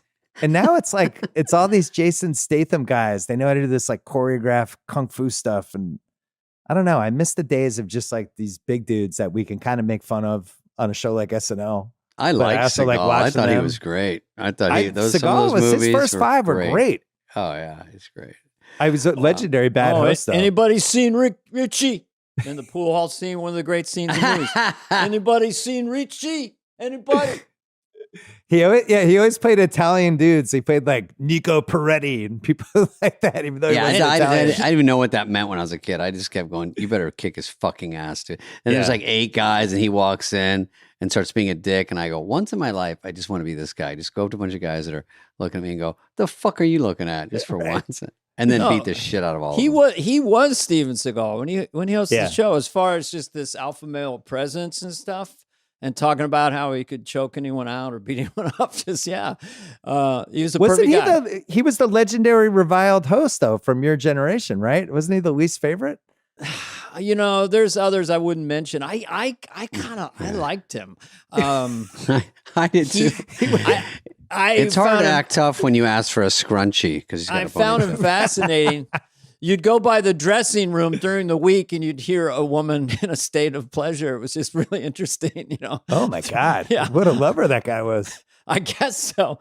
But he was just fun to talk to. What a trip. But he was a little offended by Hans and Franz. We had to rewrite it because he thought we were making fun of him in the read through, and then we rewrote it so that you could beat up Arnold. You're the only one who could beat up Arnold. But I like the guy. I don't know. I like there's worse hosts, but you can't really name everybody. It's just too rude to name them. No one's going to do that, you know? Yeah, that becomes aggregated. It's like the Daily Mail. David Spade said so-and-so is they the quote most it for the rest host. of your life. Yeah. Yeah. But Marcy Klein told us that she was the wrangler of the hosts over the years and producer. Hi, Marcy. And Lauren would say, so-and-so was in their dressing room. They're not coming out. So she would have to go in there and they'd be crying and the show's on in 4 minutes or just having a panic attack. And so, you kind of have some empathy for the hosts. They're doing something that's impossible, you know? Yeah. You know, one of the things, because I loved all the books, like there's this great book that came out, I'm going to say mid 80s. It's called, I think, Live from Saturday Night or something like that. Mm-hmm. But it's about the first 10 years of the show. And it was one of my favorite books. And then the oral histories came out with Jim Miller and Shales and a bunch of other stuff. But you'd read the history of the show and these things that happen, never expecting YouTube's coming and all these other things where you could actually just go back and watch. So there was always that legendary story of Belushi when he was so fucked up, he couldn't go, basically couldn't start. It was I think when Kate Jackson hosted and they were like, it's 50-50 whether he could die in the air if you put him on Lauren. And Lauren's like, I'll take those chances and puts him on and he's in the first sketch. So I've always read that story. And then you watch the clip and it's like, Belushi seems fine. He's fine.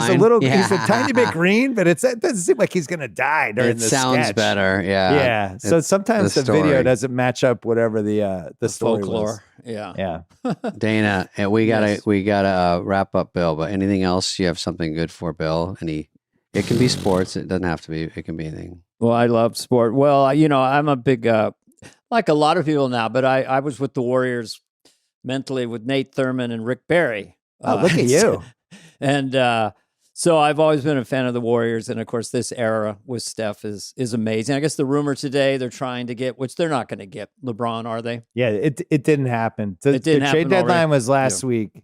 And then it mysteriously got leaked today that the Warriors tried to trade for LeBron and the Lakers said no, and LeBron didn't want to go there. So obviously the Lakers are leaking this because the Warriors are playing better.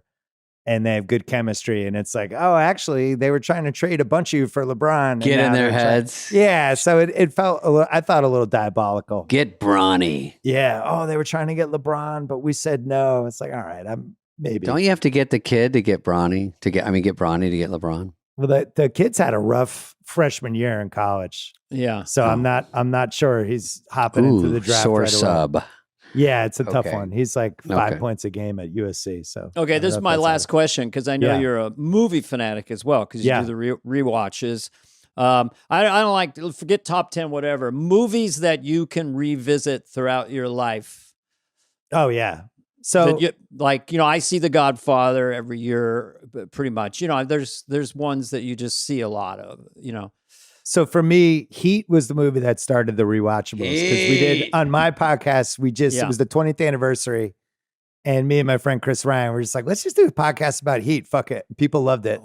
So we created the rewatchables. What do you want to do? That was the first time Pacino went full scream, which is amazing. Pacino is crazy in that movie. Pacino has explained it after that he's playing the character like the guys on cocaine. Yeah. And it's like, we know. We saw Heat. We know that's what you're doing. He's like, she's got a great ass. A great ass. But Heat's up there. Same time.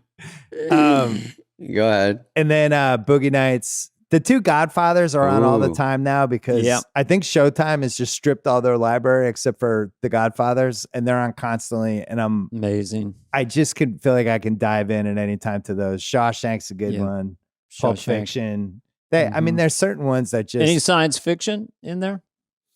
Not for me personally, but for a lot of people. I mean, there's a ton of comedies. I mean, Tommy Boy, I'm not just saying this because Spade's on this, but It's a Tommy classic. Boy has become the good thing about, especially when you get older and you have young kids and you can start showing them the comedies. Mm-hmm. It's got to be one of the first 6 or 7, because I don't know how old a kid has to be to understand Farley was one of the funniest people of all time and how funny that movie is, but it's probably like age 4 where you can like fat guy in a little coat. It might even be age 3, but you can just indoctrinate them in that. So there's a bunch of the rewatchable. Like, what about me in the window watching the girl at the pool? Are we watching that part? Maybe like fast forward. Is that cut out of? I think that's cut out on TV. So there's even Really? Joe Dirt. There's stuff that's cut out, and I never know it. And then I go, so there's people that are seeing these movies with a couple of parts missing because it's so rough for TV, and I'm like, they don't even know those extra parts. I don't know. That's a bummer. One of the cool things now is like with YouTube and all these different places, like,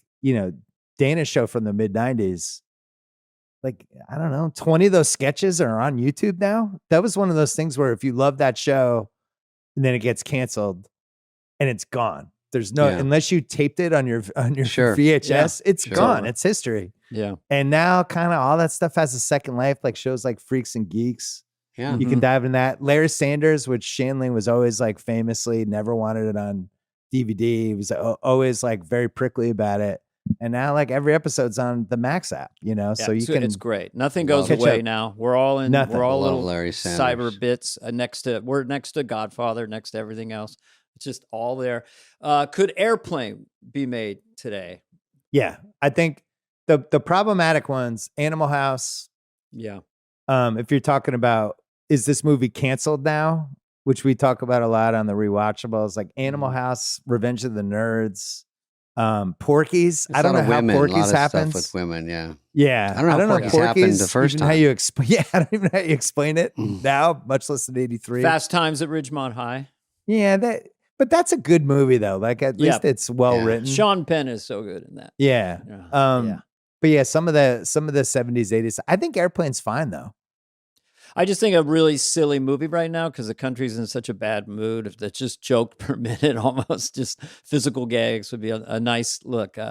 It's weird the Airplane Naked Gun type of movie, which that's what we all grew up with. It just kind of is done. And then they would do the Top Secret and they would do the the rip-off versions of those kind of movies. But it was like 20 years of them. Then they made the Scary Movie franchise. Now nobody does any of those. Yeah. Yeah, never know. I don't know. That's my final question. All right. Thank you, Bill. Bill, it's been a pleasure. You guys are awesome. You hanging out with us. This was really fun. I forgot I was on a podcast or even hosting a podcast. So thank you. This was fantastic. I love you guys. You guys got a fantastic podcast. This has been a presentation of Odyssey. Please follow, subscribe. Leave a like, a review, all the stuff. Smash that button, whatever it is, wherever you get your podcasts. Fly on the Wall is executive produced by Dana Carvey and David Spade, Jenna Weiss-Berman of Odyssey, Charlie Finan of Brillstein Entertainment, and Heather Santoro. The show's lead producer is Greg Holtzman.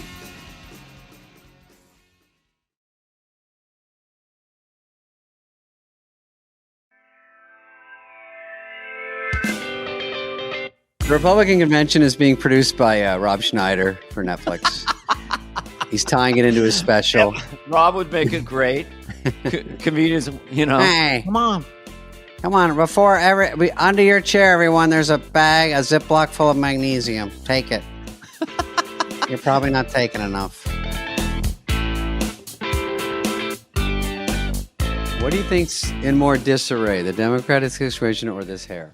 My hair is cool, but god dang, it's got some bumps. Well, what is with that? Yeah, it's on your left side. It looks like you have this side? That side up. It looks like you have a growth underneath the hair. Like a small goiter came out and a pushed goiter. it. That's you know what? The sickest word you can say is, "Oh, I have a goiter on my back," and they go, "Gross." You go, "No, I mean a boil." Sick. I mean a pustule. I always know when you're riffing for a clip because you give it that Snoop Dogg at the end. The worst name is pustule at the end. It's a signal to the editor. Cover it. I'm covering it. It's too much. Oh, that's the flag touch the ground. I couldn't take it anymore. Look at me. I mean, I got praised just recently. I mean, like 3 minutes ago for when I swooped my hair back. I'm going to go every other podcast. Today, I'm going for Beatles 1965 because this is the hair I wanted when I was 10, and my father would shave my head. And if I looked upset, he would beat me. But anyway, let's look at a clip. Let's look at a clip. This is sort of, Paul 1965. I'd go to Paul's house, and his dad would be beating him with a belt. They took that out of the documentary. They released it. Real lashing. Okay, so big week. We don't talk about politics that much, but it's so in the news. We have to, if we're talking about current events. Where to start? Well, I don't know. Should we comment on? There was a bit of a kerfuffle. We did one spontaneously last week about post-debate, where Dr. Joe Biden led President Biden down on the stage and said, "You did good, Joe. You did good, Joe." Some people were upset, but I just thought it was funny in the moment that she was talking to him like that. I'd never, Yeah, I mean, the fact she's turned into Kris Jenner, like talking to Kim at the Playboy shoot. "You're doing great, sweetie." I mean, that's what it's turning into. It sounded like a teacher. I mean, she is a community college teacher talking to a second grader. You answered all your questions. I mean, that was just funny. How do we not comment on that? When she stuck the gold star on his forehead after the debate, I thought that was a little... she pinned something on it. He's the leader of the free world. He has a grown doctorate woman, a PhD, going, you answered all the questions. I mean, how do you not make a joke out of that? Because it turns into, she walks on stage, she's like an emotional support wife. He's like, "Oh, she can be up here. I have all the paperwork. She can be up here. She can be anywhere. I'll take her on the plane with me." Yeah, exactly. So it did good, Joey. That's something a parent would say to a kid who passed a swimming test at the YMCA at age 7. Right. She gave him a participation award for the debate. You went across the pool 2 times, Joey. He's got a big thing that says, "I got second place in the debate." Yes. Every kid gets a trophy. Anyway, so that was last week. Yeah. Now this Democratic presidential, what would you call it? Kerfuffle. Well, there's a bit of a split over there of like what to do. Yeah. What to do next. And there was a bifurcation. There was pre the debate. They were pretty, this is our man. He's going to beat Trump. And there wasn't as much talk. He did great at the State of the Union. Maybe he got a little State of the Union, but he was great there. Then all of a sudden that comes, and now we're in this new world. It's about 2.5 weeks out. I'm shocked it's taken this long.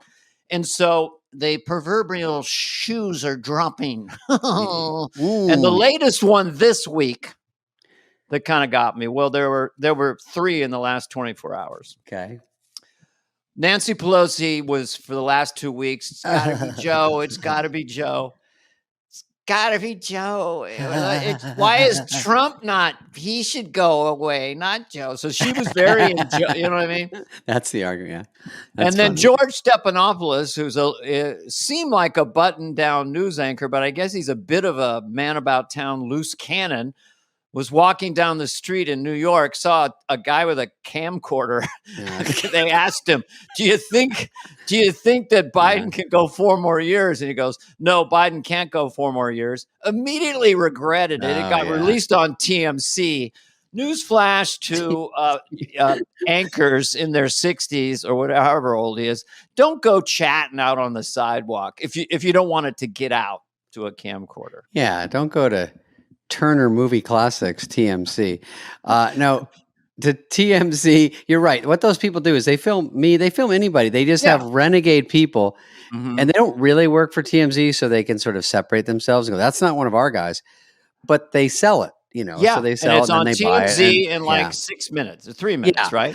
Yeah, of course. And also he did I read that George Clooney, who's a friend of the show, he came out against him. That's as of when we shot this today. New York Times op-ed. Saying which is Joe's got to go. Done very, very politely, but yeah.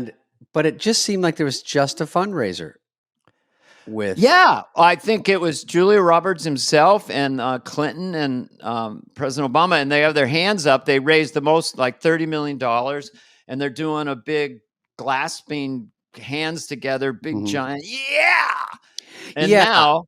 And the funny part was, you think, if it was 2 weeks ago, was he that different? I mean, they're like, I heard people talking, saying, I was there. He came out to speak on a pogo stick, and it is so hard to get on a pogo stick. And Biden was out there, ka-choink, ka-choink, ka-chink. And then they set up a small football NFL combine in the backyard, and he was doing the shuttle run, the tires. He was doing 4.8 in the 40-yard dash, 4.8. Burpees. Clooney was throwing him, go deep, Grandpa, and everything was fine.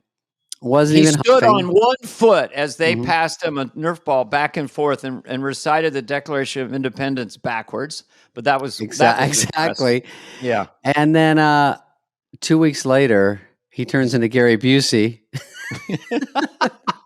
I'm just my main thesis, if you will, David. Yeah. My main thesis is how happy does all this tumult in the Democratic Party make Trump? I mean, Trump's got it because he's gone for Trump. He's a little quiet. He still does a couple small rallies, but mostly he's just hanging out, probably in a big robe, being hand-fed grapes. Could I get another grape? Just put it right there. There we go. They're eating themselves alive in the Democratic Party. I don't know if you've seen this. They're eating themselves alive. George Clooney, who I have tremendous respect for, a tremendous actor. He was on ER. Remember that? He was a surgeon or something. He played Batman. He did a tremendous job. He said, Joe's got to go. He's got to go. And if Clooney says it, it's a big deal because he's married to a very nice Arab lady. She's an Arab lady. She's a tough cookie and a tough Arab lady, but he's married to her, and she's a tremendous person. Everybody talks about her. But Joe is got to be worried. If you lose Clooney, you lose the Democratic Party. You lose the whole Thursday night block on NBC. I got to do the clip thing. If you lose Clooney, you lose the Democratic Party. You're going to lose Will and Grace. You're going to lose Laverne and Shirley, Frasier, that whole night. Frasier, if you lose Phil Donahue, if you lose Kelly Clark, all these tremendous people. So anyway, Clooney could be president, by the way, probably pretty easily. By the way, in the comment section in the New York Times after his op-ed, which is very beautifully written, 1 out of 3 said, you, George, President Clooney. I believe Jon Stewart and Clooney as a ticket could win right now, or Matthew McConaughey and Stewart or Clooney. Yeah. Mm-hmm. Yeah, I think Kelly. Did you say Kelly Clarkson could be the VP somewhere? She's very likable. Yeah, she's extraordinarily likable. I think Trump just took a beating. Jail, counts, court, and then he finally gets 1 week. He gets to go, oh, now the pupil has become the teacher. I know. He is like the cat. I can't believe it. It's tremendous. Melania, would you like to watch it again? I've got it all teed up. Rewind the VCR. They're eating themselves alive. You never stop someone who's hanging themselves. You give them more rope. You don't say anything. You stay quiet. And so he is. And it's the craziest thing ever. Steven Spielberg is producing the Democratic National Convention. So it's going to be extra awesome. The music, the pageantry.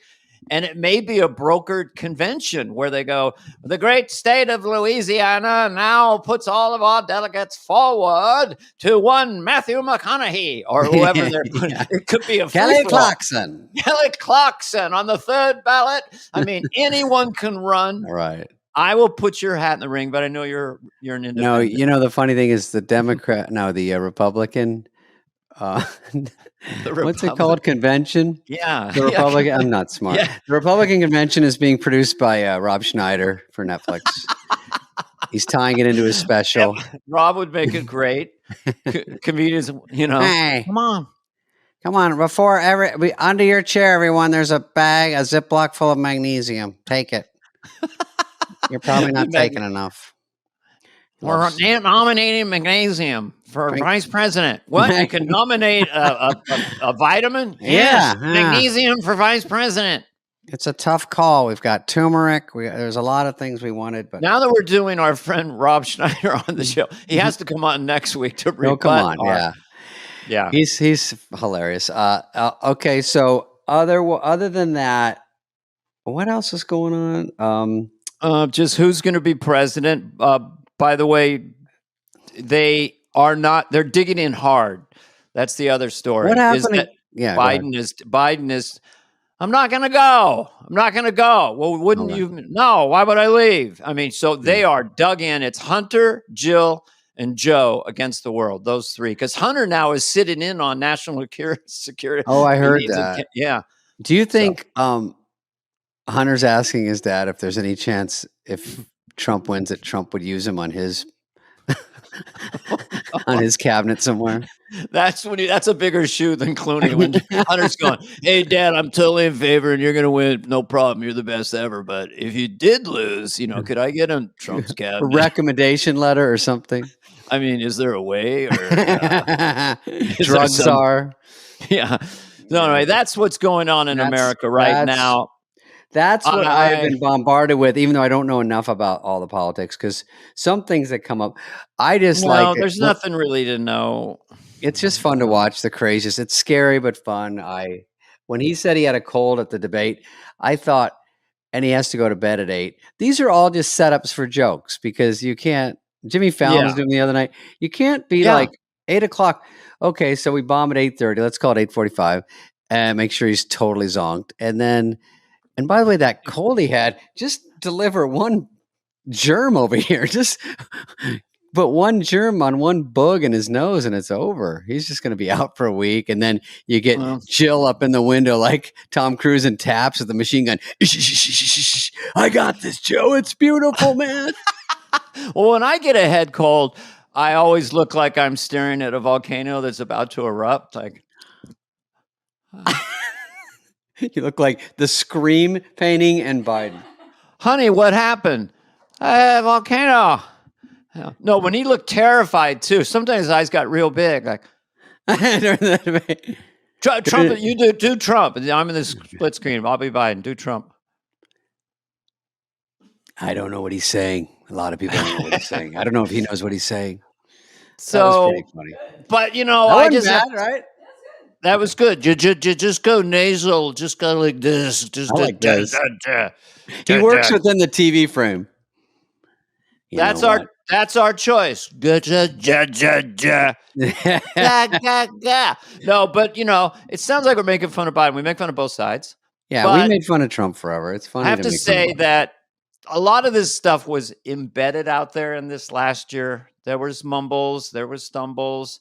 And so the impression I did, which got a lot of heat and a lot of love, no Christ the border, was kind of controversial at the time. Yeah, but now all our rowdy friends are piling in steep and everybody's making fun of Biden and Trump, which maybe is a good thing. Boy, are we going to get letters. Well, Trump, has been hammered since he's not even president again. So it's fun to mix it up. I mean, why not? There's so many fun jokes about it's Biden. America. When Biden is no longer the president, either now or in 4 years, there's no reason to do him. But if he is a most powerful man in the world, you can't have a little fun.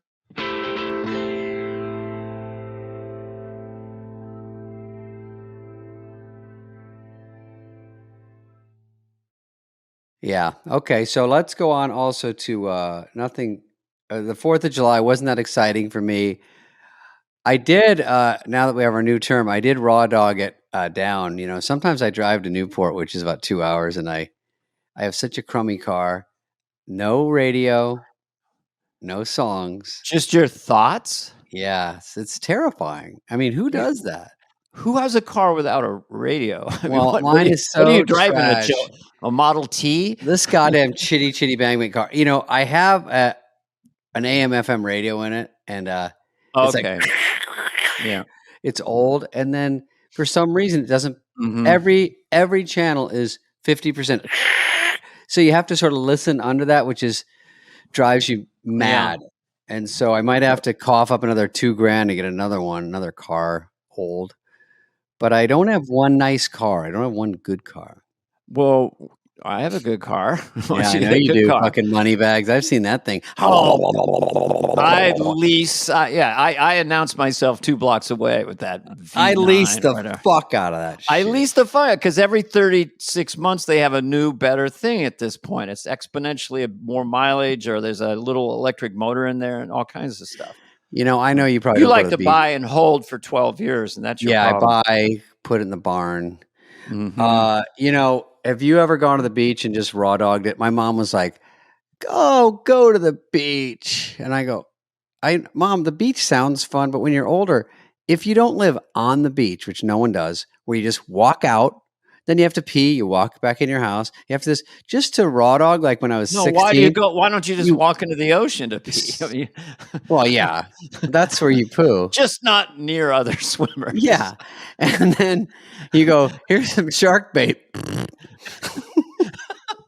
I'm too Norwegian, Irish, and Scottish to just hang out at a fucking beach. I mean, I'm just going to sit and sweat and burn. I mean, these people park 2 miles away. They get their thing, ka-kunk, their cooler, go down some steps. If you don't have a freaking umbrella, you don't have all the accoutrements, just no shade, maybe a towel, and just boil, I can't. Those days are over for me. I don't know if I said this before, but there's something sad, or it's a melancholy thing when you have a picnic or something at the beach. You set up the towels, the umbrella, you have your drinks. We're at the beach, going in and out of the water. Yeah, and then it's the time to gather up and leave.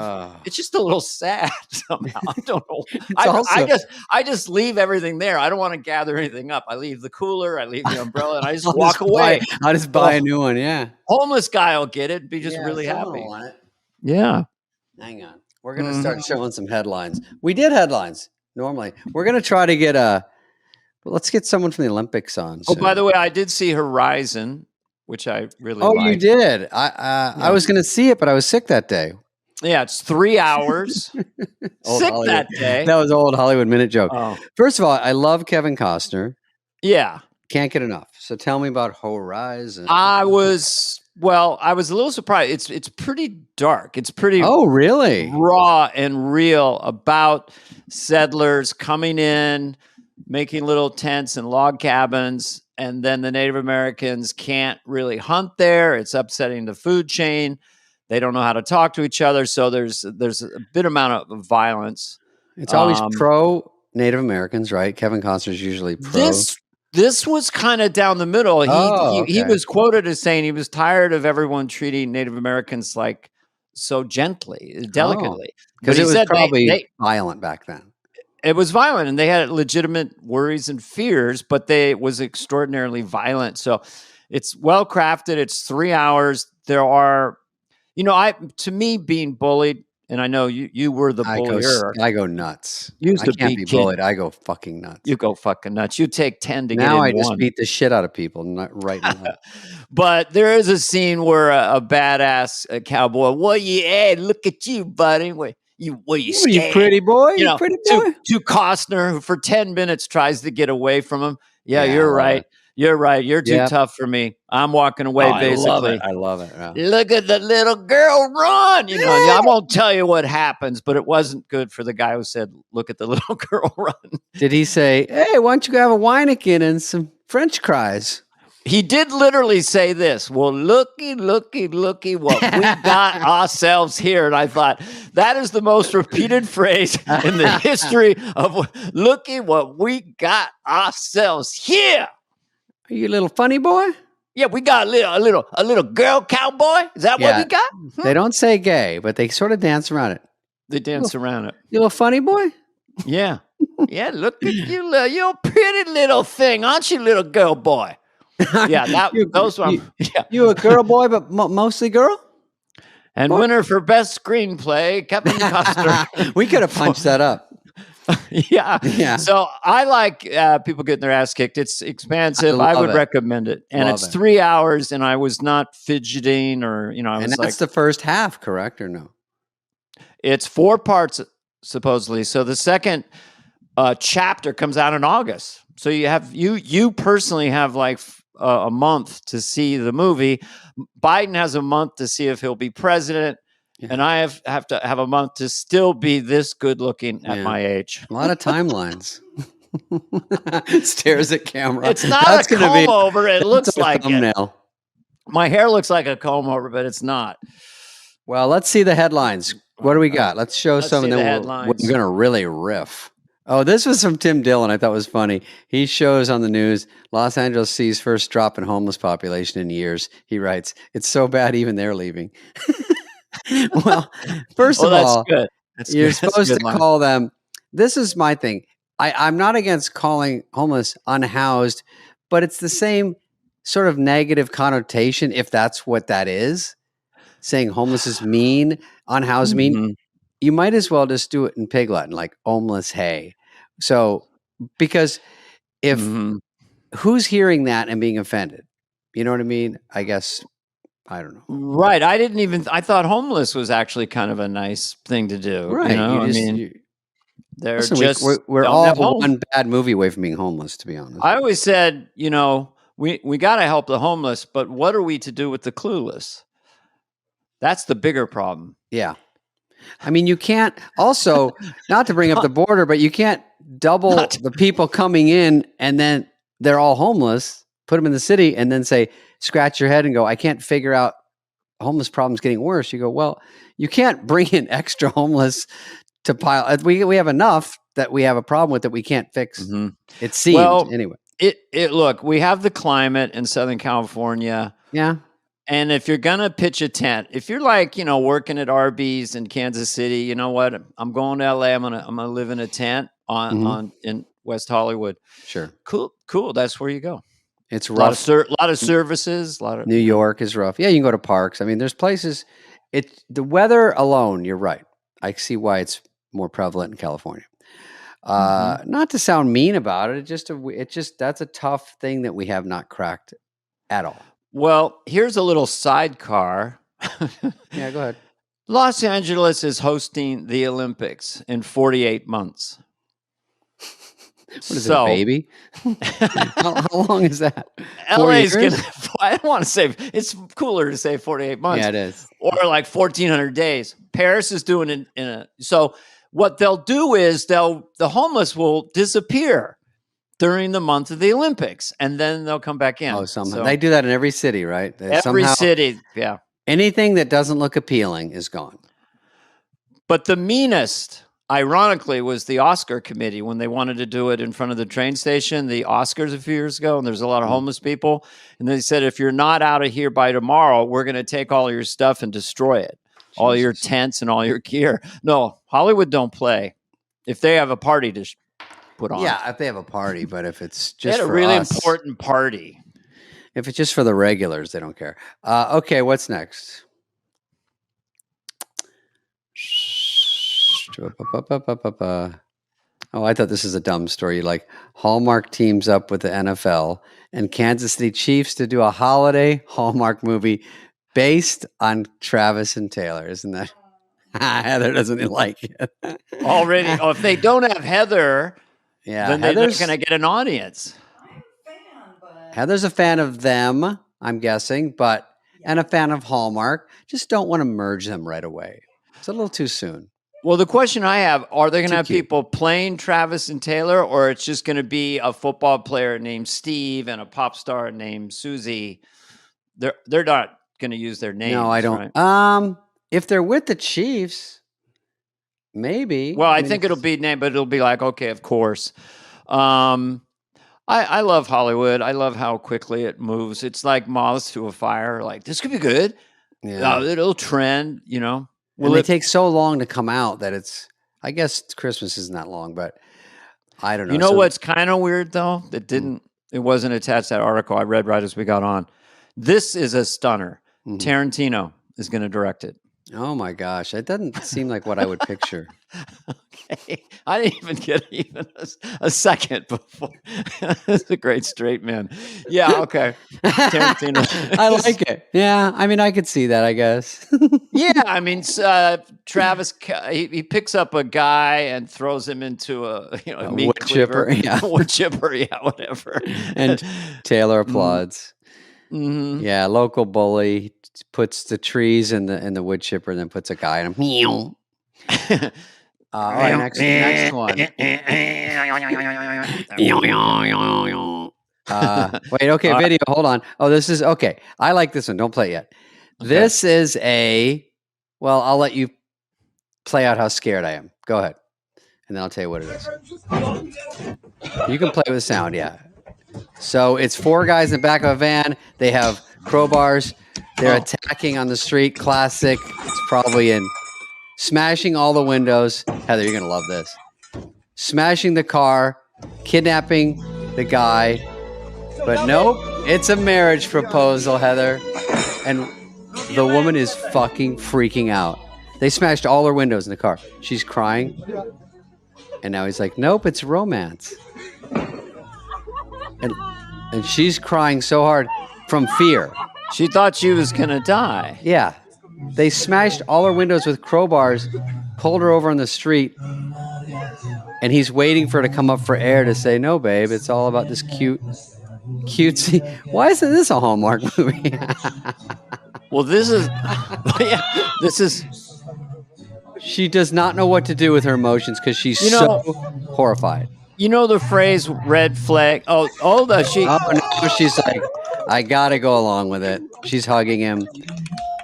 He brought her flowers along with they could have killed her accidentally. They smashed every window with a crowbar. She's in the car. I looked this guy up, and he is a practical joker. She's going to live with things like this at least once or twice a week. He'll smash. He'll pretend to be a robber. I mean, it's going to be an exciting life for her. She's laughing, going, it's so embarrassing. On my proposal day, I have diarrhea all over my. Yeah, I mean, there's a grenade inside the bouquet. Something's going to blow up. Yeah, there's another trick to this. Yeah, this is just the beginning. This guy works for Bad Idea Jeans. And look look at his stupid friends, the other killers. Well, that goes off. I just want to make a note to myself. Don't destroy your wife's car with flowers. Who are the bros leading them on? Bro, this is unbelievable. Bro, out of 8 guys, this is a great idea unanimously. This is fucking nuts, man. Not one of them going, is this a little too much? Hey, Aren't we going to what's this? Scare her? Your power to your computer. Oh, I just kicked it off. Okay, it doesn't matter. Mm-hmm. Go ahead, Dan. I mean, interrupt the momentum of our. I don't even know. I know that was. All right, go to the next one. We're fucking killing. I'm going to think about that. I'm going to think about that one. Next one's going to be okay. Here we go. Christian church goes viral for selling plots of land in heaven. This is a great moneymaker for churches. I don't know. $100 per square meter in heaven. They measure it out? That's like the guy from Horizon would be someone who would say, well, I'd like to get me 2 acres up there. I mean, he goes, well, 2 acres is a big chunk up in heaven. Did anyone have a question? I mean, they just proclaim it and then you give them money and buy the place. I mean, this guy, pastor, claims that in 2017, God authorized him to sell these plots. Mm-hmm. God gets a 3% cut, guaranteeing purchasers a spot near God's palace, regardless of the plot size. He has a brochure, the process. You get a middle-class house in the sky. You don't even get a good house. And a family of 4. Right. It fits 4. Payment, they add payment. Payment options include Visa, MasterCard, Apple Pay, Bourbon Bucks from Bourbon Street Circus Strip Club. What would be a great movie is you do the movie about this, and it seems ridiculous, and he's a con man, this and that, but you follow through the supernatural thing, and it's true. Yeah. That would be the greatest twist in a movie. It's actually true. Yeah. And you're up there, and you're near the palace. Well, I mean, if it's true, I sort of want to get in on it because I wouldn't mind having a nice beachfront property up there. Would you be questioning it all, though? Wouldn't you ask this guy a question? No. What's there to ask? It sounds like a great deal. I don't push it. It's either true or not. So I'd have to run it by Warren Grant, our business manager. Yeah. I would just say, I'm going to get a job up there, and then I'll pay you then. double. Oh, yeah. You could probably trick them right back. Yeah. Okay, next one. Oh, I kind of like this. This is kind of long, but I just saw this. Real crocodiles were used in this old James Bond movie stunt. We just play it. I thought it was interesting. So this is James Bond, Roger Moore. He runs across the crocodiles. Remember this scene from the movie? Yeah. Yes. So it said a stuntman really did it. I thought it was fake crocodiles. There's his first take. He doesn't make it. Isn't that cool? Oh, wow. And they're real. Wow. Second take. Oh my God. Oh my God. Never in a million years would I do this. The crocodile's like, we know what's going on now. Oh, now Look he's at right in the mouth. Oh, he's landing on him. And the other. No. And they're going for, I mean, I know. And he's like, I can't get out of here now. Why does the stuntman now look different? Oh my God! But probably he's a different guy every time because they're maimed. No, that guy's not the same one from take 2. No, he almost got him in the nutsack. No, their bodies were piling up. That is pretty dark. Roger Moore. And the fifth one is the one they used. Look, 1, 2, 3, 4, 5. Hey! Wow. Yeah, they didn't need to look exactly like him because they show him from the back. And then they show legs down. Oh, no. That was seamless. Yeah, there you go. And then by the time they go, it's Roger Moore. Yeah, they had a guy from catering going, can you do one? I mean, they're just going to show your legs, put on some black pants, and go Wouldn't they defang the crocs or something? Fuck no, not back then. Not back then. I worked with an alligator in Joe Dirt. I know you remember this. His name's Rocky. And he was made of rubber. He ain't Rocky. And you wrestled with him, right? What do I say? Oh, he ain't no puppy. So I have a cigarette in my mouth, and I show them how to open his mouth and stick my hand in it, and he bites my neck, and he flips me around. It was actually hard to do. For the biggest pussy in America, it was hard to do that. You get hurt a lot in films because you're doing things your body's not used to or ready for. And you do them over and over. And you go again and again. That's how I broke my ankle in the Sandler film. Just jumping up to catch a basketball over and over again. Where Finally, were you? Turn my ankle. Click? No, Sandy I was Wexler? playing. No, before that. What was the other one you were in? You just talked about this. I was playing a coach in with this high pitched voice. Come on, you got a basketball. Was it Jack and Jill? I think it must have been Jack and Jill. Okay. Maybe I did 2 parts in that movie. I don't know. But Sandler came with me he was very sweet. And it's totally fine. I want to bring up something while we're here. On the other podcast, Fly on the Wall, applause. We have John Corbett this week, and he got so many.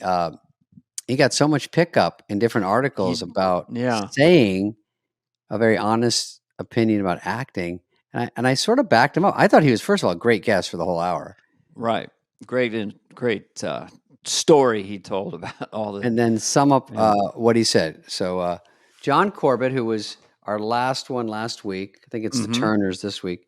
Yeah, Bonnie and Terry Turner, the great writers. But Corbett, you can still listen to it. But what did he say? You sum it up. Basically, he said 2 things. He was sort of joking when he said, if you go into show business, you're probably not going to make it. It's such a weird, fluky thing. That was people one do thing. know that. Yeah, that's not shocking, but people are like, what?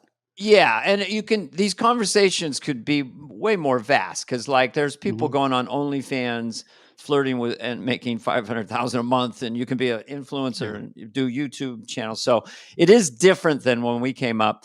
Sure. And then he just said at the end, he just wanted to be honest, authentic, because that's podcasting, that it wasn't really fulfilling his career choice, because unless we get to write our jokes and do stuff and maybe direct ourselves with friends, but he just felt that it was, he just wanted to be honest. He wasn't ungrateful. He's made a lot of money. He did it all voluntarily, but it wasn't something that he just loved.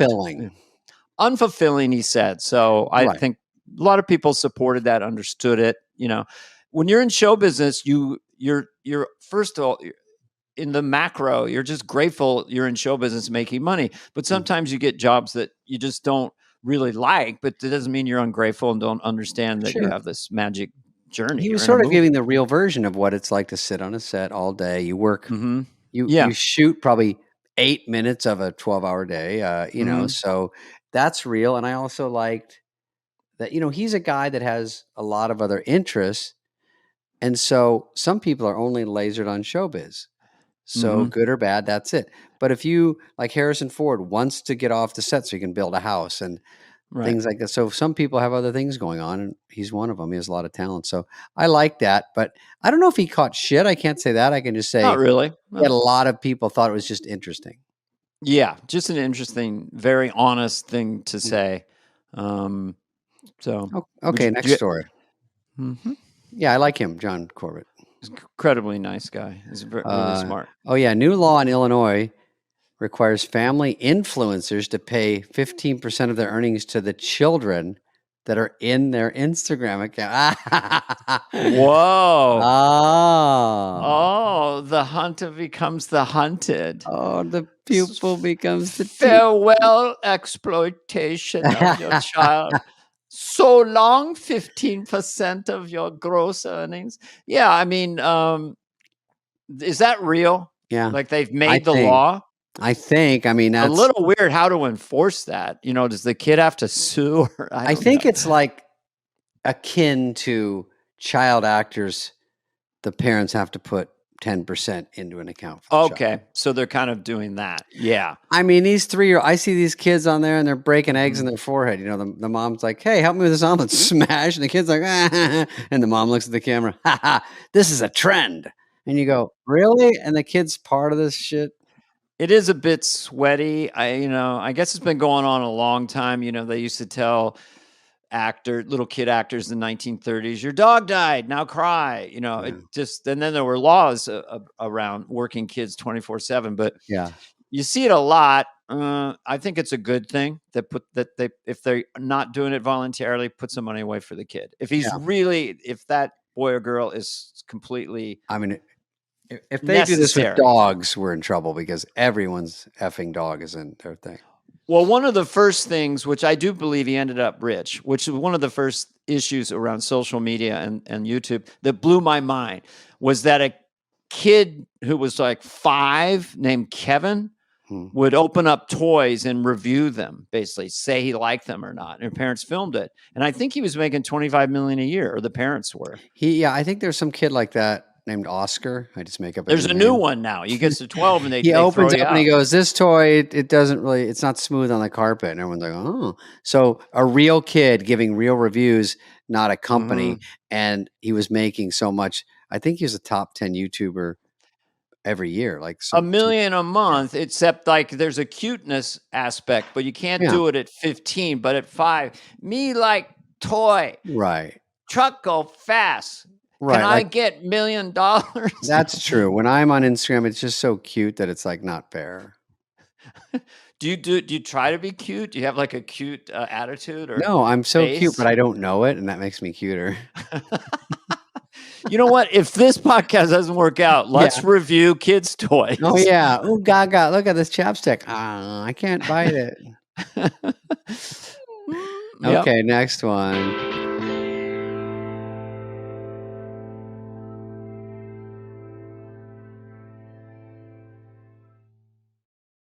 This one, I really don't know much to say about it. I was kind of shocked this was actually Mark Zuckerberg surfing in a tux while sipping beer on the 4th of July and holding a flag.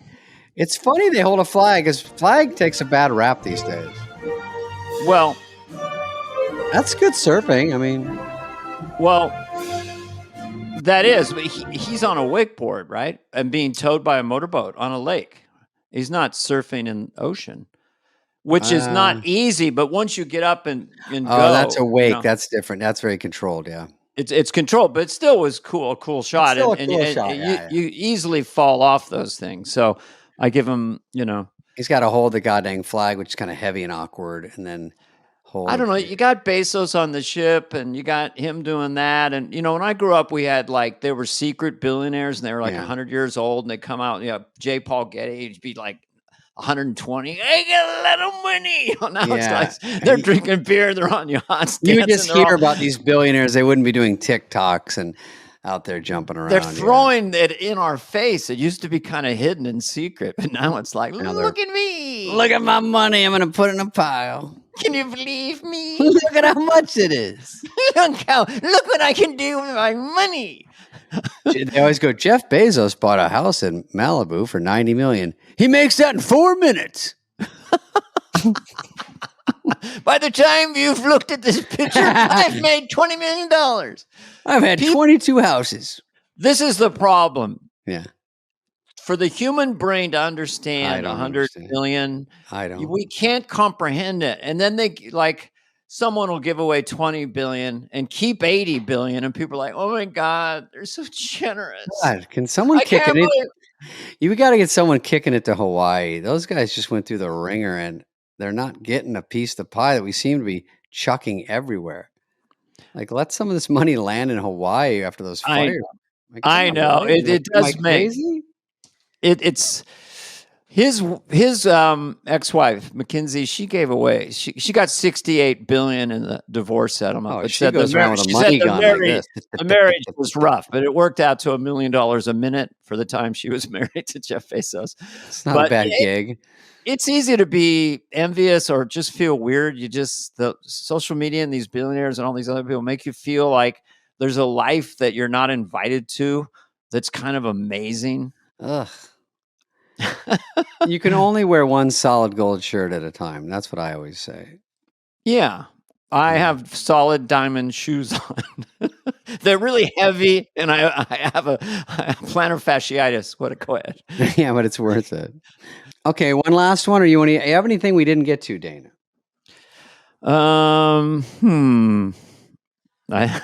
Give me a topic. We got Let's improvise. Heather, give us a topic.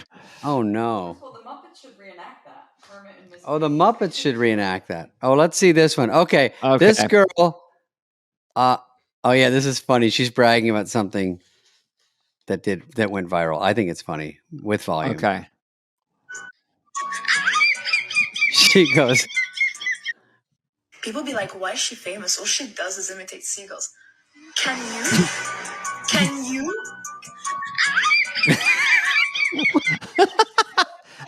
It's funny she brags about it. Can you? That music is so funny. It makes anything funny. There's a guy that does it. I'll show you next week. That does that music, and he uses it so effectively. I'll show it. But I like. Can you? Can you? Yeah. I can't do seagulls. I can do a pterodactyl. Ah! Ah! That's pretty good. Caw-caw! Caw-caw! Ah! Ah! Ow. I can do Cary Grant. Oh, I used to do this. Cary Grant. Technology went away with being able to do the old-fashioned rotary phone. Oh, that's really good. No one knows what you're doing, but it's very good. That shows you technology. I'm I showing know. We're doing good shit. If people Damn just it. know. I do Cary Grant, and when you're born is a big deal. So Cary Grant was born. He was peak handsome when movies came in and they had cameras and screens. If he was born in 1820 in Prussia, he would have been frustrated. I can't believe it. It's 1820 and I'm in Prussia, and all I could do is rake this stupid cone. If only there was a way to blow my head up. I'm incredibly handsome with an incredible voice, and people can watch me all over the world. What the fuck is Prussia? We could call it Russia in 1820. Get back to work.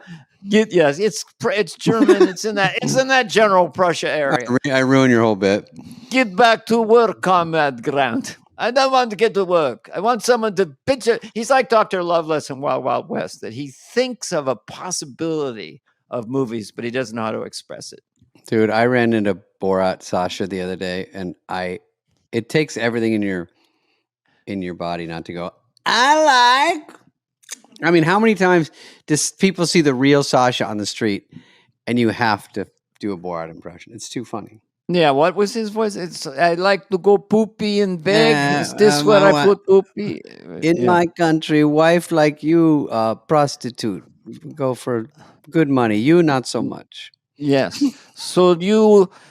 And I see you must do the prostitution here, and pay you money for sexual activity, like in my home country, Kazakhstan, yeah. Kazakhstan. Yeah. He buys a car and he goes, "Where's the pussy magnet?" And they go, "Well, it doesn't really have a pussy magnet. They said this car is a pussy magnet." I want Sasha to do. That's funny. I want Sasha to do Borat 2. Did he do 2 or 3? He did 2. He'll do 3. Yeah. Do 3. He's just got to find a place where people have not. They don't know seen it. Yeah. If they know. If you're a hidden camera comedian and you get too famous, you got to really go to Alaska and try to. I think they're doing Punk'd again. I just heard that. You hear that, Heather? And that's tough because they don't want that out there. Of course, I just blabbed. He should take the character to Alaska and go to Eskimos. So do you make the igloo with the ice? Thanks for coming, Dana. My pleasure.